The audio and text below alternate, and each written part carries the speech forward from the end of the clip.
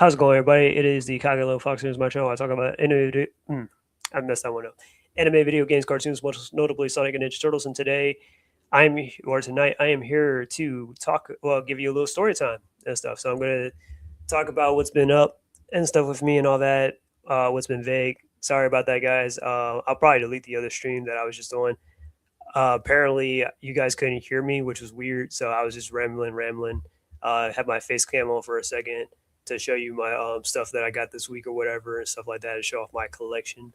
But apparently, yeah, so that was pretty weird. But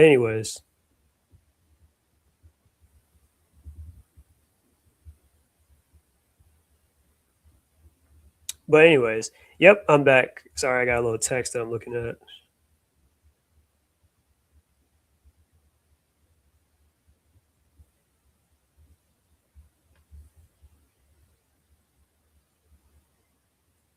We can hear you fully. Yeah, that was weird. But anyways, yeah, sorry about that, guys. So things are working better now, so that's cool.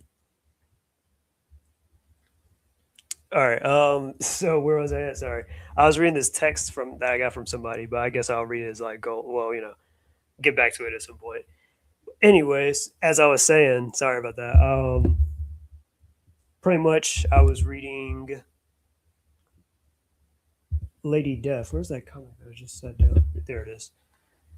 Lady Death. So, trying to get into Lady Death a little bit and stuff like that. Sexy artwork, all that stuff. You know how it is. Um, Good character, all that stuff. Pretty interesting for the most part. I saw the animated movie last year, and then once I found out, found some of the comics about the character and stuff, of course, I started to try to check it out. I got that comic in particular a couple of months ago, probably like either last year or at the start. Well, not last year, but probably at the start of this year ish. But I'm finally getting around to like reading it and stuff, and I have a second one.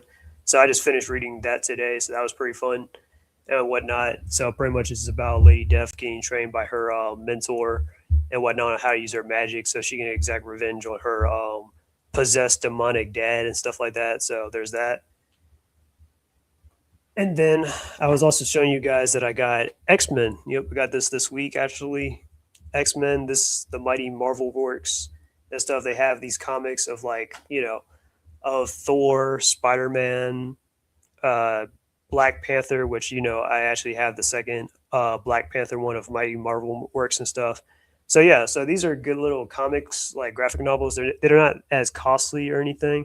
So think of how like DC has those little compact books and stuff. I have some compact books of like Kingdom Come and The Dark Knight Returns and stuff like that. So I think this is kind of like Marvel's own like kind of like version of the compact books, pretty much. So it's very cost efficient and stuff. It's not like because those compact books are usually like $10, $11 ish, maybe nine sometimes. Whereas these books, okay, they can range between like 10, 15. But it has all these comics in the back of it and whatnot. That's in the story, a part of the graphic novel and stuff. So I read the first one, which is pretty much about uh, Blob and this other villain named Useless or something, or Eunice. I don't know how to pronounce his name. I don't remember the character like that well. But basically, him and Blob teamed up and pretended to be like X Men and stuff to frame the X Men into damaging their reputation and all that.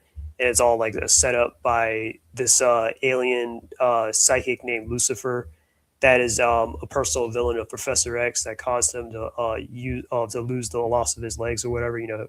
This is the guy that paralyzed Professor X and stuff in the comics, whereas in the movies, it was Magneto because of an accident. So yeah, pretty much. But I know they're not going to adapt that into a movie because it's kind of like, oh, that's a little bit silly. But anyways, what's happening, XC Kid? Welcome to the stream tonight. I'm here to show you guys some stories. As you can see by the title of the video, I'm enlisting. That is not a joke. I'm not playing around. I am serious. I am actually enlisting into the military.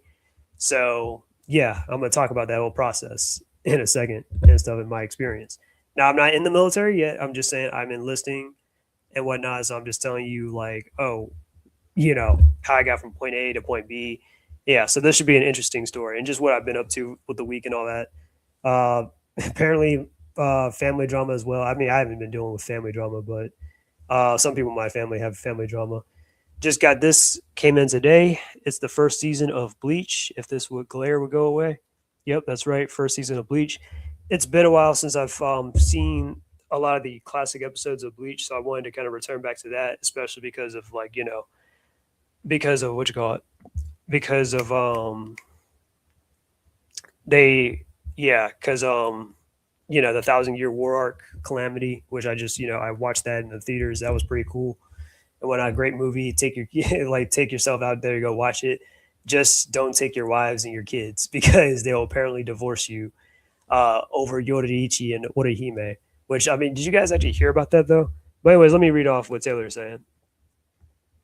You enlisted military or had plans. Um, I guess I'm gonna read this other question because I think this kind of sums it up. You can still stream while in the military. I'm not sure. I'm not in the military yet.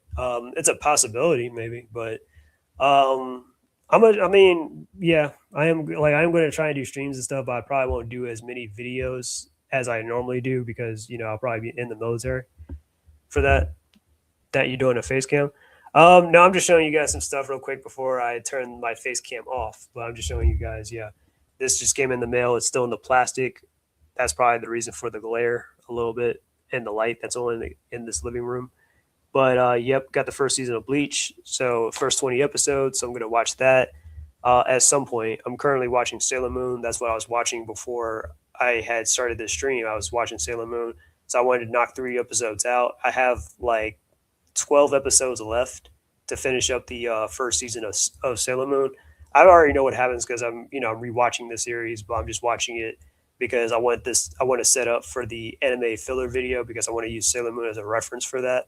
So yeah, that's the whole reason for that. So yep, it's coming, and that's why I kind of brought up the whole Dragon Ball poll as well. Let me share that real quick. Dragon Ball.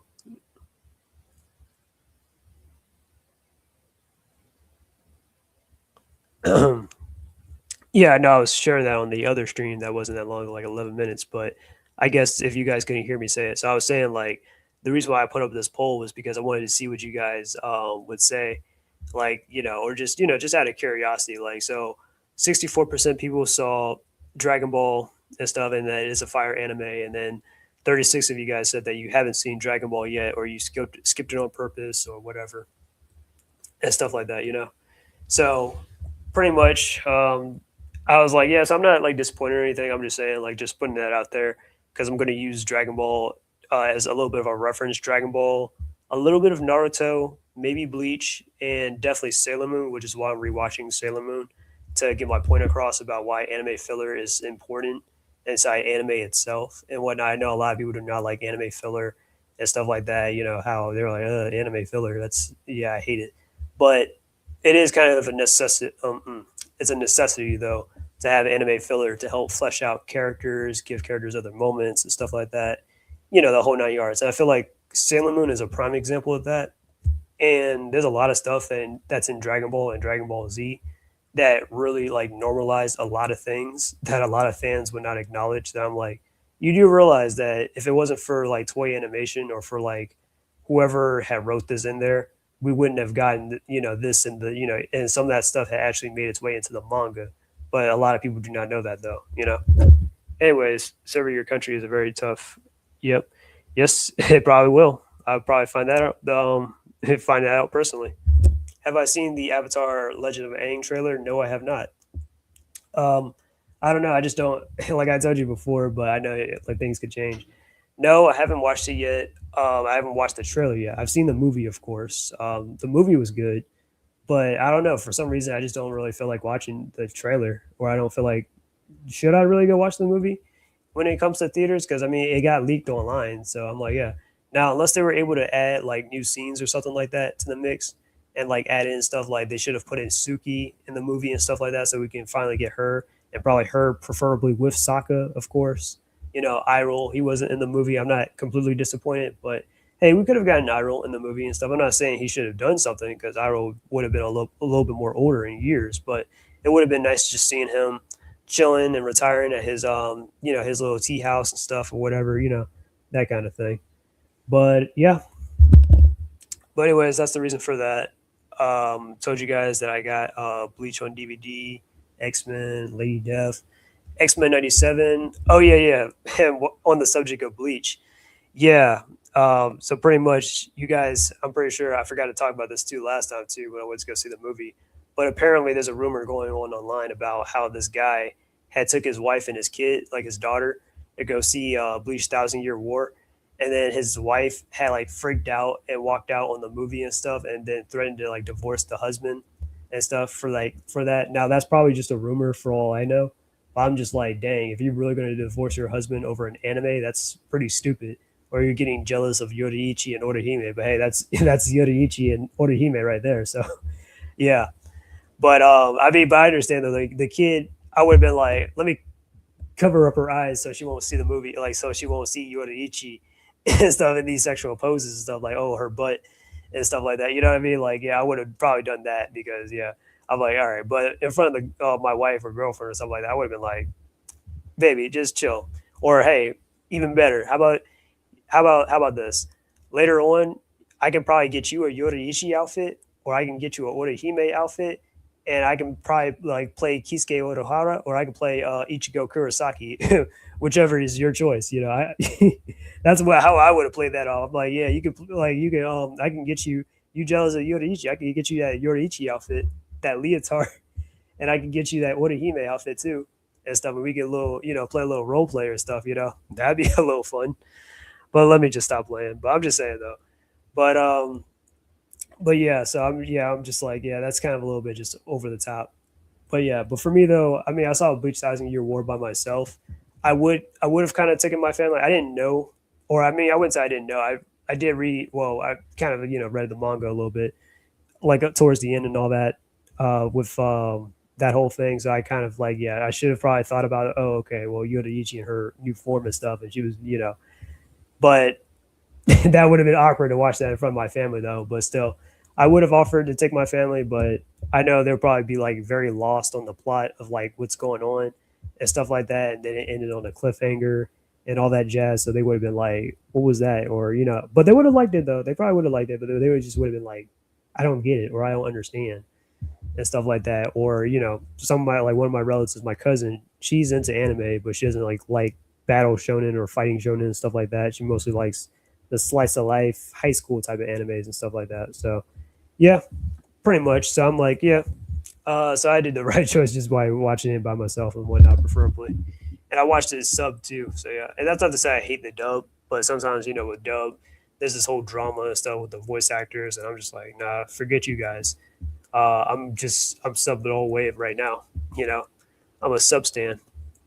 Anyways, see clips pictures of Aang, not the leak of the full movie. Oh, yeah, I saw that full leak of the movie. I saw it on X and stuff. And yeah, like I said, it was pretty nice. The movie was pretty good, but man, they really dropped the ball. Like they really dropped the ball there on the on that leak and stuff. Like man, somebody actually hacked into their thing and leaked it online and stuff like that. Man, that's crazy. Like I've never heard anything like that before. Like and then they wanted to release it this year, but it's kind of like, whoops. Anyways, I heard review of leaks, not full movie. I think I'm going to watch the Aang movie in theaters. Okay, that's pretty cool. I hope you enjoy it. You'll definitely like it. Like I saw some people all of a sudden starting to get all critical about the movie now, and I'm just like, guys, it wasn't that bad of a movie. It was actually pretty solid for the most part. It was solid.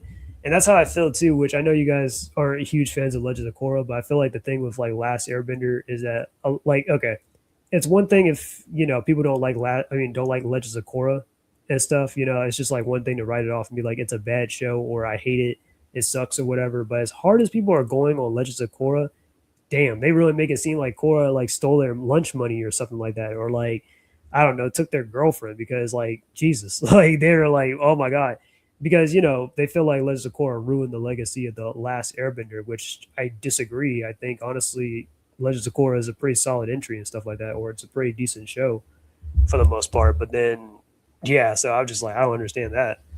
And then a lot of the stuff that comes after, even after Legends of Korra and stuff, it's just never not good enough. Like even this Netflix Avatar, TV show, which I'm not saying is good, but I saw the first season when it came out. I was like, it's not bad, but it's just underwhelming. And I just feel like a lot of people just are like, they want that nostalgia that they have for the last Airbender, and it's just like it's never going to really be met and stuff sometimes. Or there's just some things that's just it's just not going to be good enough. And Legend of Thing, I mean, I thought it was pretty good. It was nice seeing those characters and stuff again. My only problem was like, Aang and some of the others were kind of a little bit, weaker a little bit. Well, Aang was to a degree, and Sokka wasn't using his space sword. I kind of wanted to see his swordsman skills after like it improved and all that stuff. That would have been cool. Katara looked pretty tough, and Toph and Zuko, they were okay. I wouldn't say they did anything crazy. While in the military, you going overseas? I don't know. I don't know yet. Um, I'm joining the Air Force just to tell you which branch I'm going to. So there's that. But yeah, well, a movie of animation is good. Oh yeah, it's a really good looking movie and stuff. And the villain, what was his name? Yeah, he was really cool too and stuff like that. I was like, man, this dude's doing better airbending than Aang, which I didn't even think that was possible. I thought Aang was the best. Well, so much for that, right? But anyways, man, what did you guys remind me of when we were just talking? You going to watch Spider-Man Brand New Day? And to answer your question, yes, I am going to watch Spider-Man Brand New Day. I know it's not going to be that good of a movie. I don't have too many high expectations for it, but hey, I gotta watch something. Animated beautifully. Yep.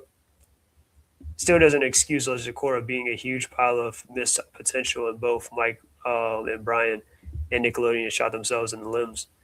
To a degree. I mean, like the first season was successful, but they didn't plan on like making the series like an actual series and stuff. It was supposed to be just one season and a one and done.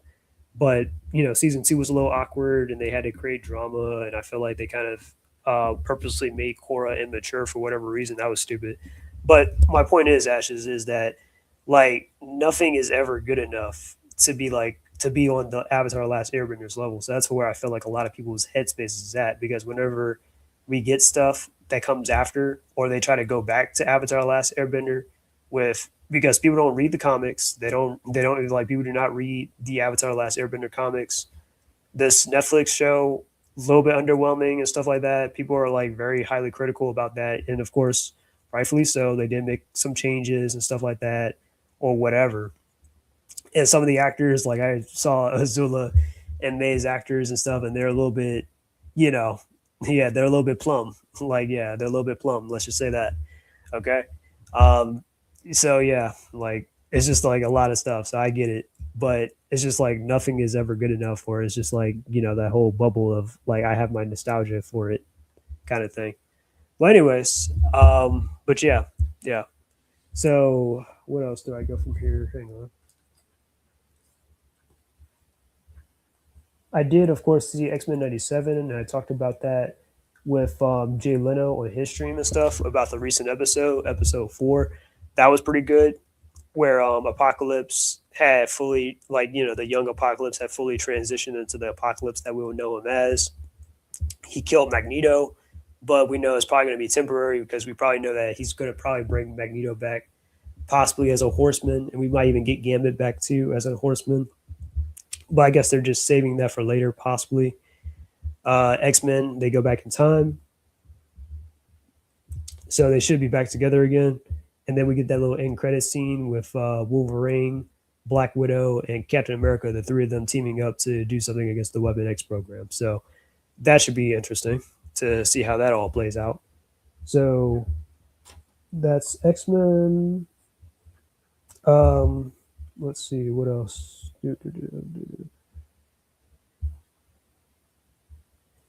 Oh yeah, well, I guess if you guys didn't hear my mute thing, like while I was mute, I was saying today was my manager's birthday and stuff. So pretty much, I wasn't really supposed to work today, but I was like, all right, well, I got called in because somebody was running extremely late because she had overslept and stuff like that. So that was kind of wild, but at least I got some hours in. I was thinking about like just doing a little DoorDash and stuff, because I have this little goal for myself that every time, like, if I do 20 DoorDashes, I will reward myself with like something that I want per se that I normally would not get, that costs pretty hefty or whatever.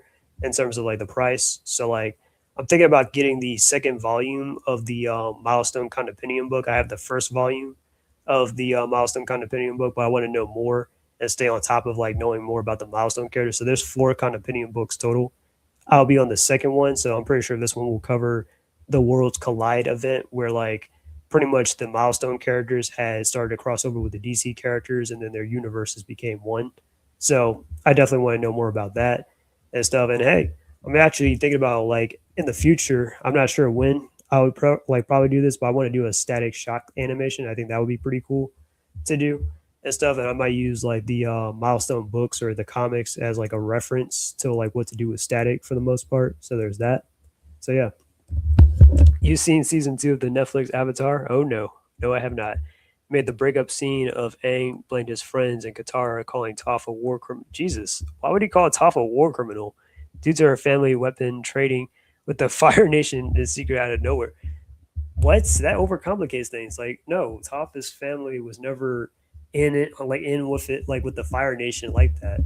Like, I mean, well, you already know that, of course, but that just it just sounds like they're just trying to overcomplicate things, and that's kind of weird for Aang just to throw that in Toph's face and stuff. When he like Aang is like the type of character that likes to judge people like based off of the individual. He doesn't like just blame people for like, oh, they come from a certain family or something like that. Like even Zuko, like of course, Aang knows Zuko is the son of Fire Lord Ozai, but remember in the Blue Spirit episode, after like Zuko had like rescued Aang and stuff, and Aang had kind of rescued him, and Aang was trying to like like he was trying to appeal to Zuko and was like, you remind me a lot of my friend from the Fire Nation and stuff. And maybe in some ways we could actually possibly be friends. You never know. And then Zuko attacked Aang, and then Aang had left. And then later on, Zuko brought that up later, and was like, "You said once that you and me could actually be friends and stuff like that." So yeah, here's my chance. So or this is my chance, or maybe we can like start over again. You know what I mean? That kind of thing. So that's kind of weird for him just to say that at the top. Like what? And then, like I said, it overcomplicates things because Toph comes from a royal family, anyways. Now, come to think of it, that's more of like Avatar Legends of Korra with Asami because her dad, Sato, was working with the Equalists and stuff like that. But that's not a Toph storyline though from the what you call it. That's just kind of dumb. And that doesn't make her a war criminal either. She's just, oh, okay, well, yeah, because she has nothing to do with that unless she was a part of but she's a child. But anyways, okay. Um, Katara calling Toph a war criminal. Oh, Katara called. Oh, well, that's still stupid. No, what? Like, of course, Katara and Toph didn't really get along originally because, well, you know, you got two girls in the group and stuff, and they have to learn how to adjust to each other and stuff like that. And you have Katara, who's a little bit more feminine and a little bit more nurturing and stuff, and also um, kind of motherly, older sisterly, and all that stuff. That kind of thing. Whereas Toph is like very free spirited and very grounded and stuff like that. And she's like, "Look, I don't take nothing from nobody." That's how Toph is. So that's of course led to Katara and Toph butting heads a lot. Or like when it came to Aang and stuff and training him, Katara is like nice and gentle with Aang, and then Toph is like, nah, I'm gonna put Aang's life in danger and stuff like that to But yeah, or I'm gonna give him that tough love. Netflix Avatar is the worst how they treated the characters. Not related. How a wonderful conversation with one big brain who said that Freedom Fighters caused damage to Sega. I don't know how, even though they fumbled hard with '06 and Rise of Lyric as well as Shades Lost. Well, Shades Lost, that's really on Ken Benders, and we all know that. '06, they rushed it because they wanted to make it to the anniversary, and Rise of Lyric, I think that game might have also been rushed too. It's a lot. But no, I would hardly say that the Freedom Fighters had caused any brand damage or anything to Sega. I think he might be mistaken with that whole Ken Benders lawsuit. But no, they were fine. So the Freedom Fighters, they were fine. They were like, we were more, you know, adjusted to the Freedom Fighters for the whole American side of things more so than like, a lot of the Sega Japan stuff, even though I do prefer a lot more of the Sega Japan stuff, but that's just me. But the Freedom Fighters, no, they were good for a while. That's why they stayed because fans actually liked them. But anyways, yeah, yeah. All right. Well, I guess I can get into my story time now about my military and whatnot and how I joined or what brought this along. Well, I guess I'll take it way back from the top. This probably go back to almost like 9 years ago, actually, back when I was still kind of like about to graduate school. So, oh, wait, let me see this. Shades loss is totally Sega's F up, considering they didn't even bother to defend their property. No, I disagree. It's Ken's because, like, first off, how is Ken Penders going to be like, oh, well, they stole from me and stuff like that with Sonic Chronicles and all that? What I mean? He was like, oh, they stole from me. They stole from me. No, they didn't. They're like, okay, they just create. Okay, look, Sega when they did Sonic Chronicles, they based his characters off of yes, they did base the characters that they made for that game specifically off of Ken Penders' lore and the stuff that he had in the Archie comics. But that doesn't give Ken Penders ownership over those characters though. So just because they have parallels, like Shade has a parallel to Julie Sue, because she was a part of a villain faction and then she defected to become a hero, and she's a little bit close with Knuckles and stuff like that. Or Emperor Ixis, wasn't he supposed to be like a allegory or not allegory? He was supposed to be based off of like what Interjack or something, even though they look completely different and stuff in terms of designs. It's not like Shade is like literally just Julie Sue, just orange or in a black bodysuit or whatever, or uh, Imperator Ixis is like, oh, he's a white sort of albino looking echidna and stuff. Or I guess you could probably say Dr. Finitavis, but I don't even think Kim Benders created Dr. Finitavis though. But whatever. No, that's all Ken Penders' fault right there.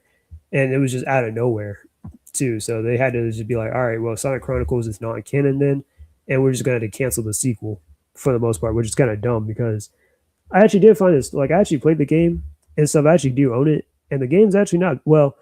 The game definitely could use a lot of work, but as far as the story goes, I actually thought the story was pretty interesting. I actually liked some of the ideas and stuff like that. So yeah, and name mad at Katara for being the painted lady, helping people in the Fire Nation, defectors, and Bossing saying in the Netflix version. Yeah, I heard they did something different as well with that. That was weird. Or something like I heard this one dude, he was like, "Oh God, don't tell me they're trying to like ship Zuko and Katara together, like with the whole painted lady and the blue spirit thing or something like that."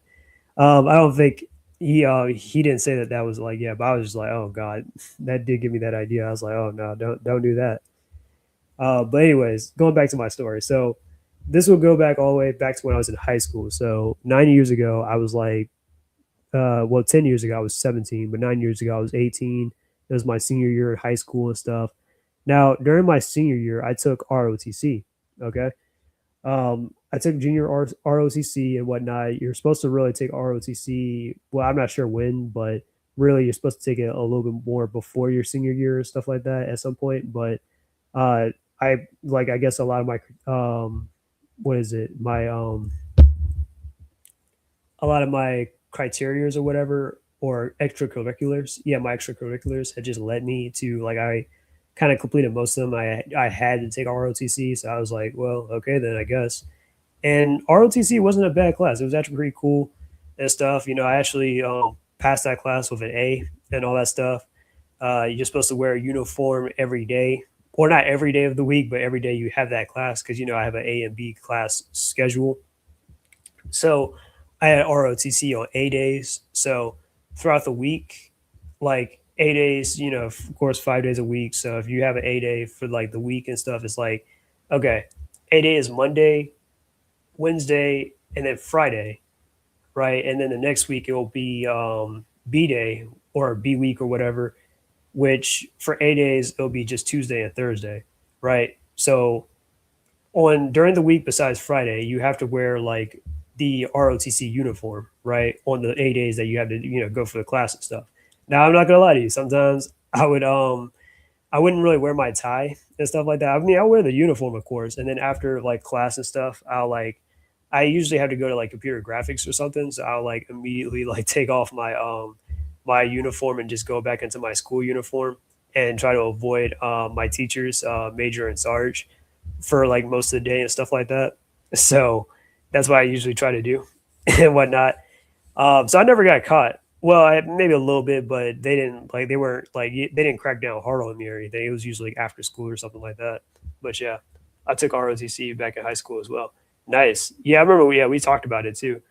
But yeah. So, anyways, I took ROTC and stuff like that. I did pretty well inside the class, and then eventually we're gonna just go to my around the end of my school year, pretty much. So that's when I got recommended, or we had to take the ASVAB, right? Which is the military test. It's like, yeah, so the ASVAB is like the military test to see where you can like where what kind of scores you can get and what jobs you qualify for and all that stuff. So you have to get a certain score to kind of like get into the military. So for the Air Force and stuff, which is where I'm going right now, you have to get at least a 31 to get in. Now, before, when I was like a teenager, when I was like 18, I think I got like a 28 and stuff my first time I took the ASVAB. So because I failed, I had to retake it, right? So I retook it not too long after that, and I got 1 point higher, a 29. So I'm like, great. So pretty much for years and stuff, I like, after like, that and stuff, I was kind of like coasting through the winds and stuff like that. I was like, all right, well, do I take the ASVAB? Do I go to college and stuff? I don't really care about college, to be honest with you. Never had my heart set on it. I've always been more so like, all right, well, I want to, don't really care about furthering my education per se, like going back to school and stuff. I'm out of school now, so why do I want to go back to school when I can just jump into like doing work and stuff? So, you know, I got a job. And when originally I was kind of like a teacher or a teacher assistant at this one job and whatnot. That was my first actual job after high school. And then after that, I started working at Dunkin' Donuts um, till this very day and whatnot. So then I was like, all right, well, I'm working at this dead end job at Dunkin' Donuts for like pretty much about, yeah, I'm not going to lie to you. I've worked at Dunkin' Donuts for about 7.5 years. Okay. At the same place, same location, all that stuff. 7.5 years. All right. Been a little bit aimless in my life and stuff like that. Been like, well, or a little bit comfortable. It's my routine. I get up, go to work, go to Dunkin' Donuts, earn money, come back home, etc. Do some of these videos, do whatever my routine is and stuff like that. But I wanted a little bit more. I wanted a little bit more. Like I wanted to get my own place, of course. I wanted it like, well, I do have my own car, but I want to get my own place. I want to, make more money and stuff like that. I want to be self sufficient. I want to be like my own kind of adult and stuff like that, or, etc. I don't want to like entirely live with family, which is nice living with family and it's helpful too or convenient. But sometimes, you gotta like, be able to kind of take care of yourself and stuff or not completely rely on other people. You want to be, grow past all that. So, of course, military was one of my options, of course, or it's always been an option. But yeah. So, of course, I wanted to kind of join the reserves originally. So the reserves is kind of like it's of course you join the military if you're in the reserves, but it's not like full time. It's just like part time, pretty much. So you're only going into the military for like a month or so here and there, and then you just come back. So it's kind of like like I said, part time. You still get the benefits and all that stuff, and you only do it for 4 years. What I'm doing is I'm about to do active duty for about 4 years, and then yeah, pretty much. Let me see this in the Netflix version. Oh yeah. I heard about that. Professor Zay had snitched on Team Avatar for the Broken Promise. It got eaten by Washi Tong. They've written Zay as a snitching villain before his shocking death. Yeah, that was kind of dumb. It wasn't like Professor Zay was a bad person or anything. He was just a very like hungry, you know, like he wanted knowledge and stuff like that. That's always something that he just sought, and that was kind of his undoing. But he wasn't like a bad person though. But anyways, going back to my story though. So, anyways, where was I at? In the Netflix version, Jet was killed by Washington. I'll read it later. Anyways, going back to my story. So I was at the part where, yeah, so reserves. So that's what the reserves are. So I originally signed up for the reserves. So I was like, all right, well, I guess I'll just do the reserves then. But if you go into reserves, you're doing it part time, but you'll probably need another job on the side to like still make some money and stuff like that. So that was my goal. And on top of that, I was going to the gym and stuff. I was telling you guys I was going to the gym to like try to gain more muscle. That's kind of or not gain more muscle, but gain more weight. and stuff. And by gaining more weight, I had to gain more muscle, right? So I work with a personal trainer. I told her my reasoning because I had talked to the military before, or I talked to the recruiters and stuff, and they weighed me, and they were like, "Well, I would hate for you to kind of go to MEPS, even if you pass the ASVAB and stuff like that, to like go to MEPS and like they'll just turn you down because you're under the weight limit." Because I was like back then, I used to be like 112, 113, like 2 years ago almost, right? So, which wasn't bad. I'm like, I have a high metabolism, so that's why I'm so skinny. Or yeah, or I'm so like light. I don't weigh a whole lot. I can eat like a whole lot, but it doesn't go to me like that. I can still weigh like nothing. I'm interested in this story. Keep going. Oh yeah, yeah, I'm going. I'm going. So, anyways, that's why I started going to the gym, started working out a lot more, got stronger. I got a lot more weight and stuff. Now I'm currently like 126, 128. So, mission accomplished. So after I had reached my goals and stuff like that, my weight goals and all that, I was like, all right, cool. So what's next? I was like, all right, let me talk to a recruiter then and stuff and see about like yeah, my future and all that. So originally I did try reserves, but then my recruiter for the reserves kind of like ghosted me and stuff like that. Like it was weird. Like I was texting him and stuff like that because originally he sent me a practice test, but I kind of waited a little bit too late to like start it. So I was like, hey, can I get a new practice test or something like that to complete online to see where I like rank at or whatever? Never responded to me, and then I kind of just went to myself one day. I was like, you know what? It's 2020, like that, and this is the start of 2026 and stuff this year, where I kind of went to myself like, you know what? I'm going to do active duty. I'm going to do full time, because even if I do reserves, I would need another job on the side or whatever, or I'm still working at Dunkin' Donuts. I'm still going to be working, or I'm going to work somewhere and whatnot, and I'll have to like juggle my responsibilities from like one to the other and stuff like that. Which I'm like, it'll probably be a lot more easier just to get a full time job. So I was like, all right. So I looked up online about the full time recruiter and stuff like that, and I called her up and stuff. We talked or whatever. She set up a meeting. I met up with her at her office. Originally, I was kind of late because I was trying to find the building because my GPS was telling me it was everywhere, here, there. I was like, "Where's the building?" And then eventually, I found it, and I was like 30 minutes late. She wasn't mad or anything like that. It was cool. So I knew where to go to next, or well, where to go to the next time. I'm like, oh, you know, like we have a meeting or something like that. So that's great. So, anyways, we talked and stuff. We talked everything, talked turkey. So then that's when she brought up the ASVAB again, of course. So she wanted me to take the practice test for the ASVAB, right? Which a practice test for the ASVAB is not, of course, the ASVAB itself, but it's supposed to prepare you to see where you might place at, stuff like that.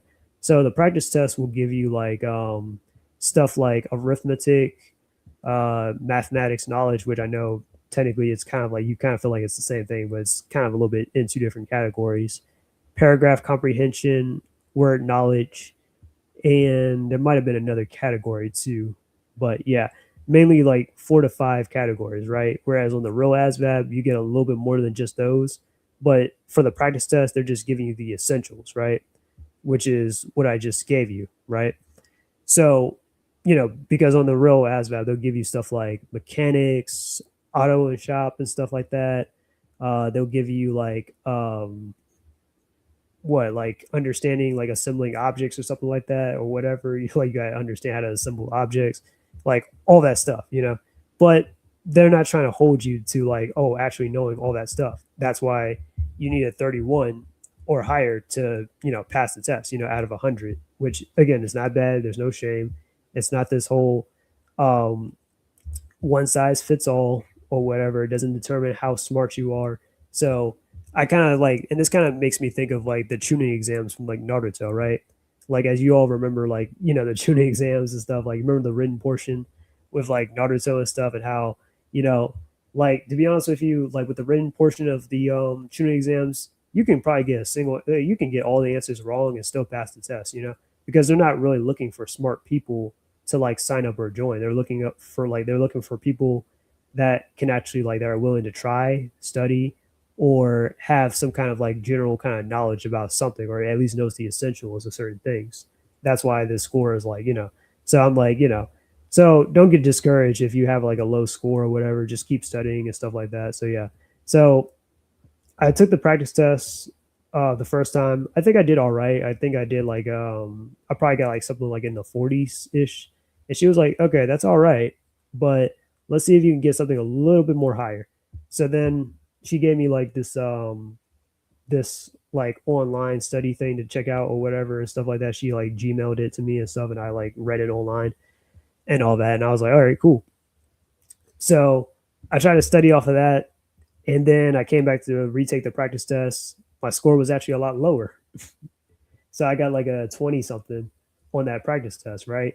So I was like, She was like, yeah, let's keep trying again on that one, you know? So that's when I was like, all right, well, instead of studying what she had gave me, I'm going to just buy a new book or something. And I'm also going to like look on YouTube online and stuff. So like stuff like Grammar Hero and all that, that can definitely help you out with the ASVAB in case you like you're struggling with it or whatever, stuff like that, or like with the, if you want to get a high score or study proficiently. So I will recommend definitely check out Grammar Hero and stuff. He would definitely, give you like the formulas and stuff like that for like arithmetic, mathematics knowledge or whatever, etc. Or just, look up online. So thanks to YouTube and thanks to reading some books and stuff like that for a little bit. And you don't even have to finish the entire book. You can just read some of it as long as you just get a general kind of like knowledge of it. Yeah. So I came back, retook the practice test, and then once I like finished and stuff, like my recruiter was like, whoa, you know, and hey, whenever a girl says whoa, that's always a good thing, right? She was like, and I was like, is that my score? She was like, yeah, that's your score. I'm like, is it 63? Yeah, 63 and stuff. That's definitely a major improvement. She was like, yeah, whatever you're doing, yeah, keep doing it and stuff. So then that's when I was ready to take the real ASVAB test and stuff like that, right?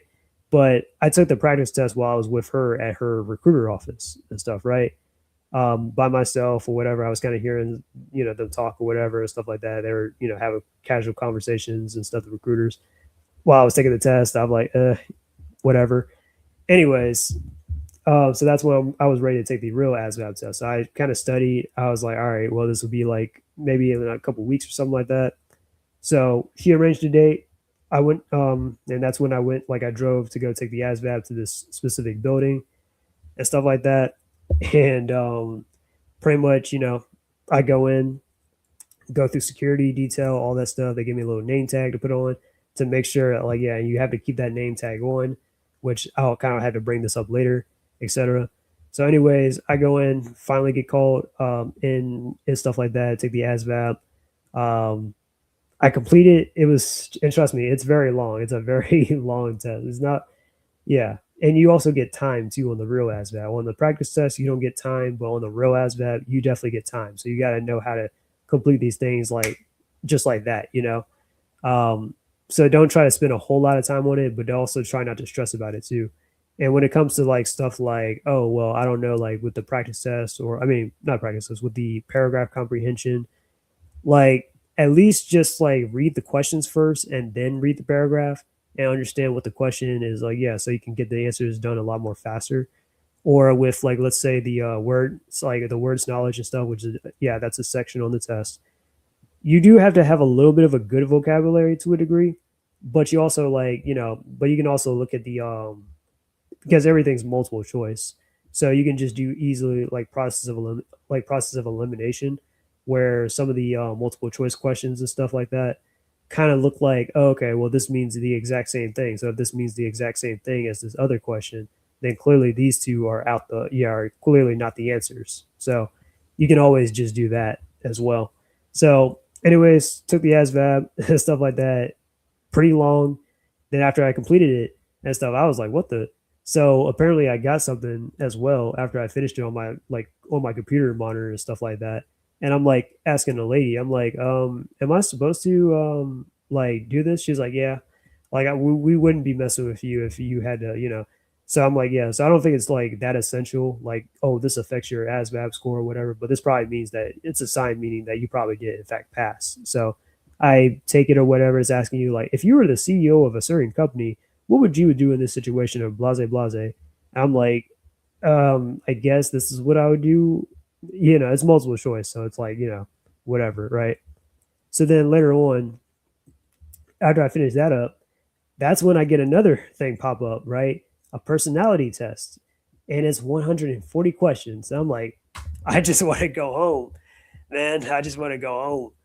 So I take it or whatever, and it's just two. It's like it's multiple choice, but it's just two questions or two answers and stuff. So I'm like, all right, I guess this. This is what applies to me, I guess.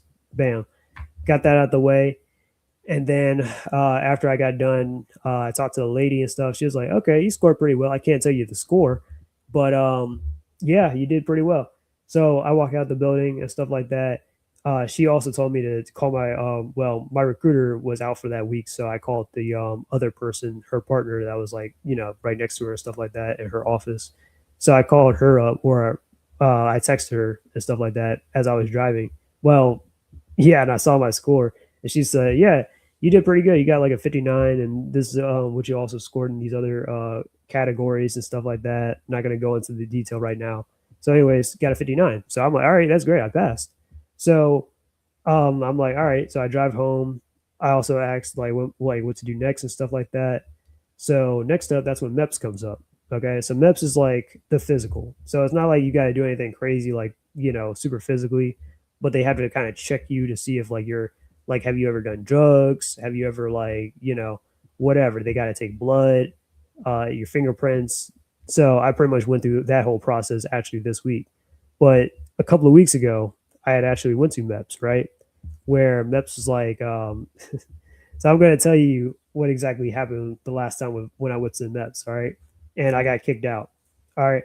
So let me break down the process like this. All right. So basically with MEPS, it's like, Jesus, where I even start. So pretty much it starts early in the morning, right? At 5 o'clock AM. Okay. So you had to be at that building at 5 o'clock AM sharp. You have to like show up. Okay. Now they will arrange for you, like the recruiters can arrange for you to stay at like a hotel for free, actually. So that's pretty nice, but it's only for a day and stuff like that. There's a curfew, but there's a free buffet that's up to a certain limit and stuff like that. And you get free breakfast and all that once you get up, etc. Right. So that's pretty cool. So, anyways, so I take the hotel and all that stuff. You get everybody gets a roommate. So I was with this one guy and stuff like that. I think he might have done some drugs or something. I can kind of smell he might have done some weed or something like that on him, possibly. And he told me before that he actually failed the drug test when he took MEPS a long time ago. But he's not there for MEPS. He was there for a different reason to get drafted. So that's a whole completely different situation.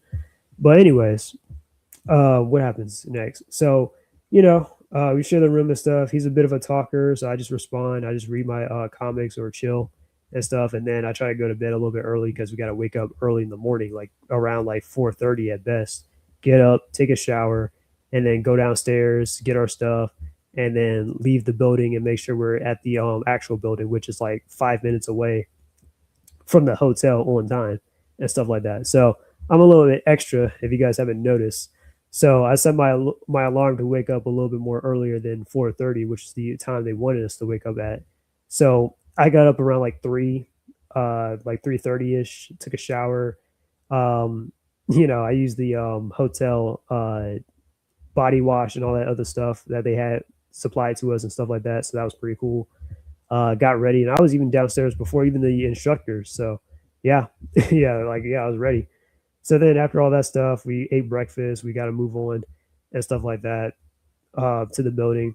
So pretty much, we go upstairs and whatnot. They're like, you gotta have these security tags on you. You can't leave the building. If you leave the building and stuff like that, you can't come back in, and you have to like reschedule and stuff like that. So, anyways, while I was taking MEPS and stuff, I was we were like just waiting around. It's a lot of waiting around and stuff for the most part. What happens next? I took the hearing test, which I think the hearing test wasn't bad. I think I did okay and whatnot. I sit next to this guy. He told me he failed the hearing test. I was like, oh, which is not a bad thing, not entirely a bad thing. I mean, it just means you qualify for less jobs if you fail the hearing test. But yeah, but it's kind of weird. Like you get these like headphones and stuff. Like yeah, it's like kind of like one of like back in like elementary school, you get these little sort of headphones or ear mufflers and stuff, and you get a little button and stuff. And if you hear like a faint sound or whatever, like yeah, you got to press the button and stuff. That's their little hearing test and stuff like that. So it's kind of weird, but yeah. Then you take the eye test. So I took the eye test and stuff. And while I was in the process of taking the eye test, the lady that was with me or whatever, she kind of like, I don't know, I guess she must have took a whiff of me or something like that while we were taking it. And she told me, hey, go by the Air Force office and stuff to talk to the person. And I'm like, okay, I guess. So I go to the Air Force office. I leave the eye test or whatever. So I don't know what this is about. And he's like, yeah. So did you take a shower today? And I'm like, yeah, I took a shower today. I was, yeah. He's like, well, she says you smell, and it's not like I can smell you or anything, but we're gonna just send you home. And I'm like, what? He's like, I'm like, what?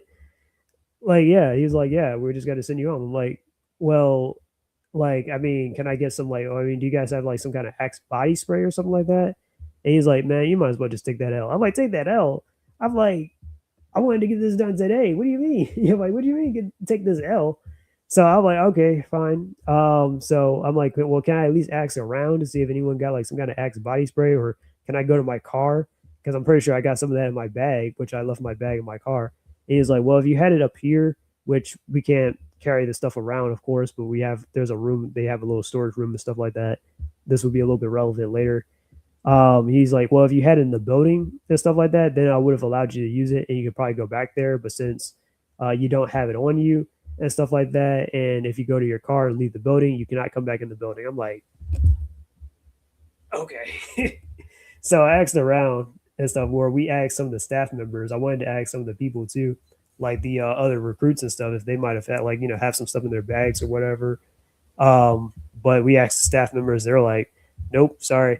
Or they're like, oh yeah, I think I got something. Nah, sorry, I don't got nothing. And I was like, oh my God. So I had to leave. And I was so mad. And I was like, yeah. So I told my recruiter the whole thing, and then I just drove home and stuff. It was like 40 minutes away from my house. So that wasn't a bad of a drive or whatever. There was an accident, but that's probably the least thing that's on my mind right now. So I drove home and all that stuff, blase, blase. Told my recruiter we were scheduled for another time, etc. But anyways, let me read these comments and stuff. So I know I've been going on for a minute with this story, but I'm going to take a break right here. In the Netflix version, Jet was killed by Washi Tong in the library episode, but skipped the Lake Laugi to change Jet's death. Yeah, I heard about that. Yeah, that's kind of dumb too, of course. But I guess they had to like kind of combine certain things together to like kind of, because I'm pretty sure the second season of Avatar is it's like what 20 something episodes, whereas the Netflix is probably trying to condense everything. So that's probably why they had Jet's death, like um, by the death, like by the hands of Washi Tong, apparently. Just curious, do you hate it to when people like characters for representation? Like some give energy. I mean, every Sonic character some kind of disorders and spectrums. Like people like Rise of Leo for queer science. Hell no, he does not. Ah. But anyways, no, I do not mind characters that have representations where I don't hate them per se. Because I mean, as long as it's done right or they're written pretty well, and I can actually enjoy their characters, and that's fine too. But sometimes there is a such thing as going a little bit overboard, though. Sounds like a pain. Yeah, it was. It was. I was like, yeah, I was mad about that for a couple of days. I'm like, man, can you guys believe this? Like, I told my family in this, they were mad about it. I told my brother this when he came down to visit. He was like, what? That sounds stupid. I'm like, yeah, I know. Or I can't believe he said that. Yeah. And I told my dad this, and my dad was like, yeah, they're probably trying to test you and stuff like that, stuff like that. So I was like, all right, well, a reschedule, which was supposed to be in a couple of weeks, which is this week actually, which was on the 7th. That's where I was, at on the 7th and stuff. I was, yeah, retaking the MEPS and all that. So I did the same process again, different roommate, of course, whatnot, different floor or different, hotel room and stuff like that. Same hotel building, of course, but of course, different hotel room and whatnot. Everything worked out pretty smoothly. Got up early, that whole thing. I took 2 showers this time, and I was like, you know what? I'm gonna come prepared. I'm gonna carry this deodorant or this body spray in my pocket like all week long if I have to. I'm about to buy some breath mints and stuff like that. I bought some new body wash. I bought new deodorant, like all that stuff. I'm like, so they have no choice. Like they have no reason to tell me to go home just because I smell. Like that's so weird. So I took a shower the night before and stuff. I'm like, man, this is the hotel anyways, and it's free for me to stay at. So I'm like, man, I'm about to waste all their hot water and stuff for this. So that's what I did. And then in the morning and stuff, I got up and took another shower and stuff. I like taking showers. Of course, I like to stay clean. I like to be a little hygienic, of course. I even took a shower before the stream. But anyways, got up, took a shower, another shower and stuff like that with my new body wash and all that stuff. That was pretty fun. Then pretty much after that whole ordeal, uh, like I said, same process and stuff. So everything's going pretty well. At first, I was kind of like, "Oh, they told you that you smell and they sent you home." Well, yeah, one lady she thought I smelled or she said that I smelled or whatever. But then the guy I was talking to at the office and stuff when I went to go talk to him, he's like, "Well, I can't smell you personally, but like it's not like you smell or anything. But I guess yeah, I'm glad to send you home." I'm like, "What?" Like it's not like yeah. So I don't know. And granted, I will say this: I don't really put on deodorant like that all the time, but I do always take showers and put body wash on and stuff like that, etc. So I don't know. So that was just weird to me how like okay, all right. So, anyways, took two showers and stuff like that. Different body, like new body wash. I used the Old Spice body wash and whatnot. So that like that. Yeah, that's like that 24/7 type of stuff. So, anyways, where was I with the story? So I'm continuing with the process as usual. So at first, like the guy told me, even he was like, "Oh, well, you don't have to do the hearing test and the eye test again because you already did it this time. So the next time you come." So I'm thinking, "Oh, okay, so this is gonna go smoothly." Also, side note, I also forgot to mention too, I had to work that day. Okay. Now I would have scheduled the day off, but my manager, she likes to schedule, like she likes to like put out the schedule or like plan ahead 2 weeks in advance and stuff like that. So I was like, oh man. So I had to work that day from like 10 to 3, but I was able to switch with somebody from like 3 to 8. So I was like, all right, well, I guess that can work. I should have this done by like before then and stuff like that. So that's where I was a little bit on edge for the most part. Let me say this.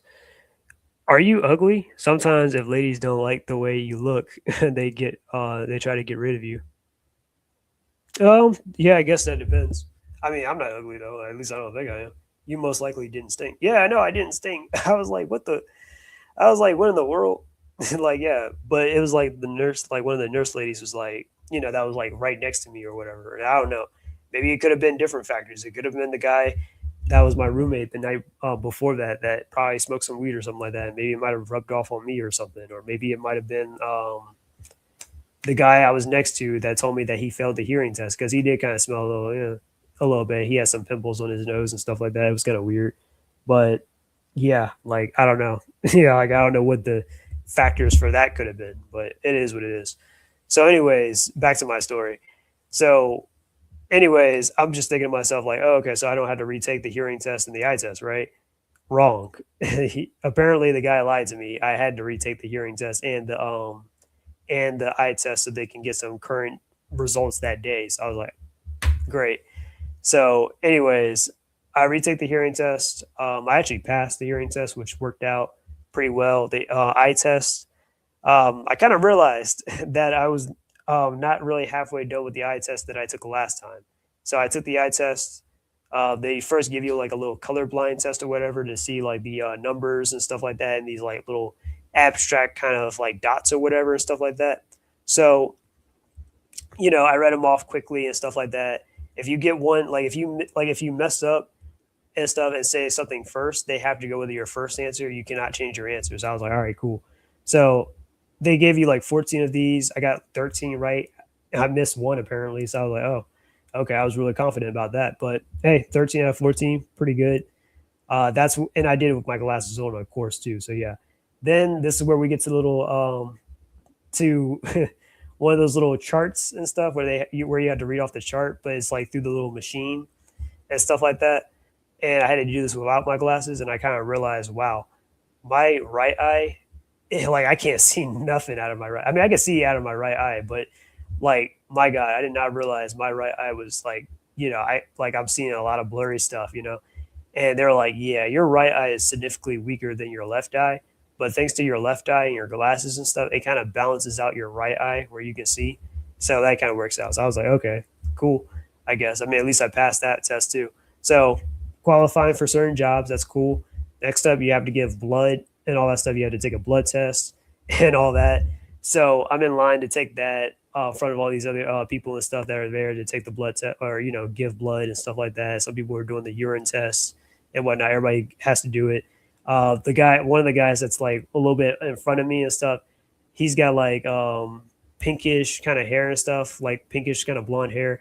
Dude is tweaking out and stuff because he is afraid of needles. I was like, oh, like he was like, yeah, and like one of the officers was saying that he looked like Slim Shady a little bit, and was calling him. He was like, hey, Slim Shady, and stuff. Like that dude was freaking out over a needle and stuff like that about getting needles. Now I don't know if he has some kind of trauma or something from needles, like something drug related or something. I don't know, but he was freaking out, man. I was like, look, I know people used to be afraid of needles and stuff. I used to be afraid of needles when I was a kid too. But to be honest with you, like once I became like a teenager, really getting needle shots isn't that bad. Now it depends on where you're getting a needle shot at, but getting needle shots, it's really not that bad. I mean, as long as you can like endure a little pain for a second, it's not really that bad, you know. And honestly, when I got my needle shot while I was at MEPS and stuff, it really felt like it was like a little bug bite. Like it really didn't even hurt that bad, to be honest with you. It felt like like imagine like okay, somebody put a little thumbtack in your arm, like it's gonna sting, but it's not like, oh my god, it's that bad. But this guy was like really tweaking. He was like shaking and everything, tapping his feet really hard and stuff like that. And the nurse, when she was when she was giving me the needle shot, she was like, man, she was cracking all types of jokes on him. She was like, man, how you going to join the military, but you afraid of needles? Like that don't make any sense. She was like, man, he tapping his feet like he's happy feet or something. She was like, I was laughing. I was like, bro, damn, like she was cracking jokes on him and stuff like that. So, anyways, after that, took the urine test. I really had to go to the bathroom anyways. I almost filled that cup up all the way. But I'm confident. I'm definitely going to pass the drug test because I've never done drugs a day in my life or anything. So I should be good. And I mean, of course, you can still get the job whether or not you've done drugs, but you have to be probably clean for like probably 30 days and you have to be honest with them. So if you ever like even took a hit of like weed or something like that, you have to still kind of, like tell them, yeah, I done that before and stuff like that to your recruiter so that everything can kind of line up and stuff like that. Because if you lie on that, you can probably get in some trouble. So no, I'm pretty sure I'm confident that I got the stuff, I'm pretty clean and stuff for the most part. Anyways, so yeah, that was pretty easy and stuff. My cup was pretty warm too when I turned it in. I was like, oh damn. And it was cold in there. So yeah. So next up, this is where we had to go to the little to the nurses and stuff. They take your measurements and all that. They have to like also check you and all that. So yeah, that was something. It wasn't as bad as I thought it would be and stuff. I'm gonna just say that. I'm gonna leave that to your imagination. But yeah, it took a while to kind of get to me though, because I don't know if it's because of my last name starting with a W or because or whatever, but it took a while for me to like finally, get to the to like the nurse or whatever. But even like before that, I had to go like I went to the cafeteria, got some food or whatever, and after that, yeah. Now let me read the comments because I'm about to finish up the story almost. Ruined the library episode for the best original show.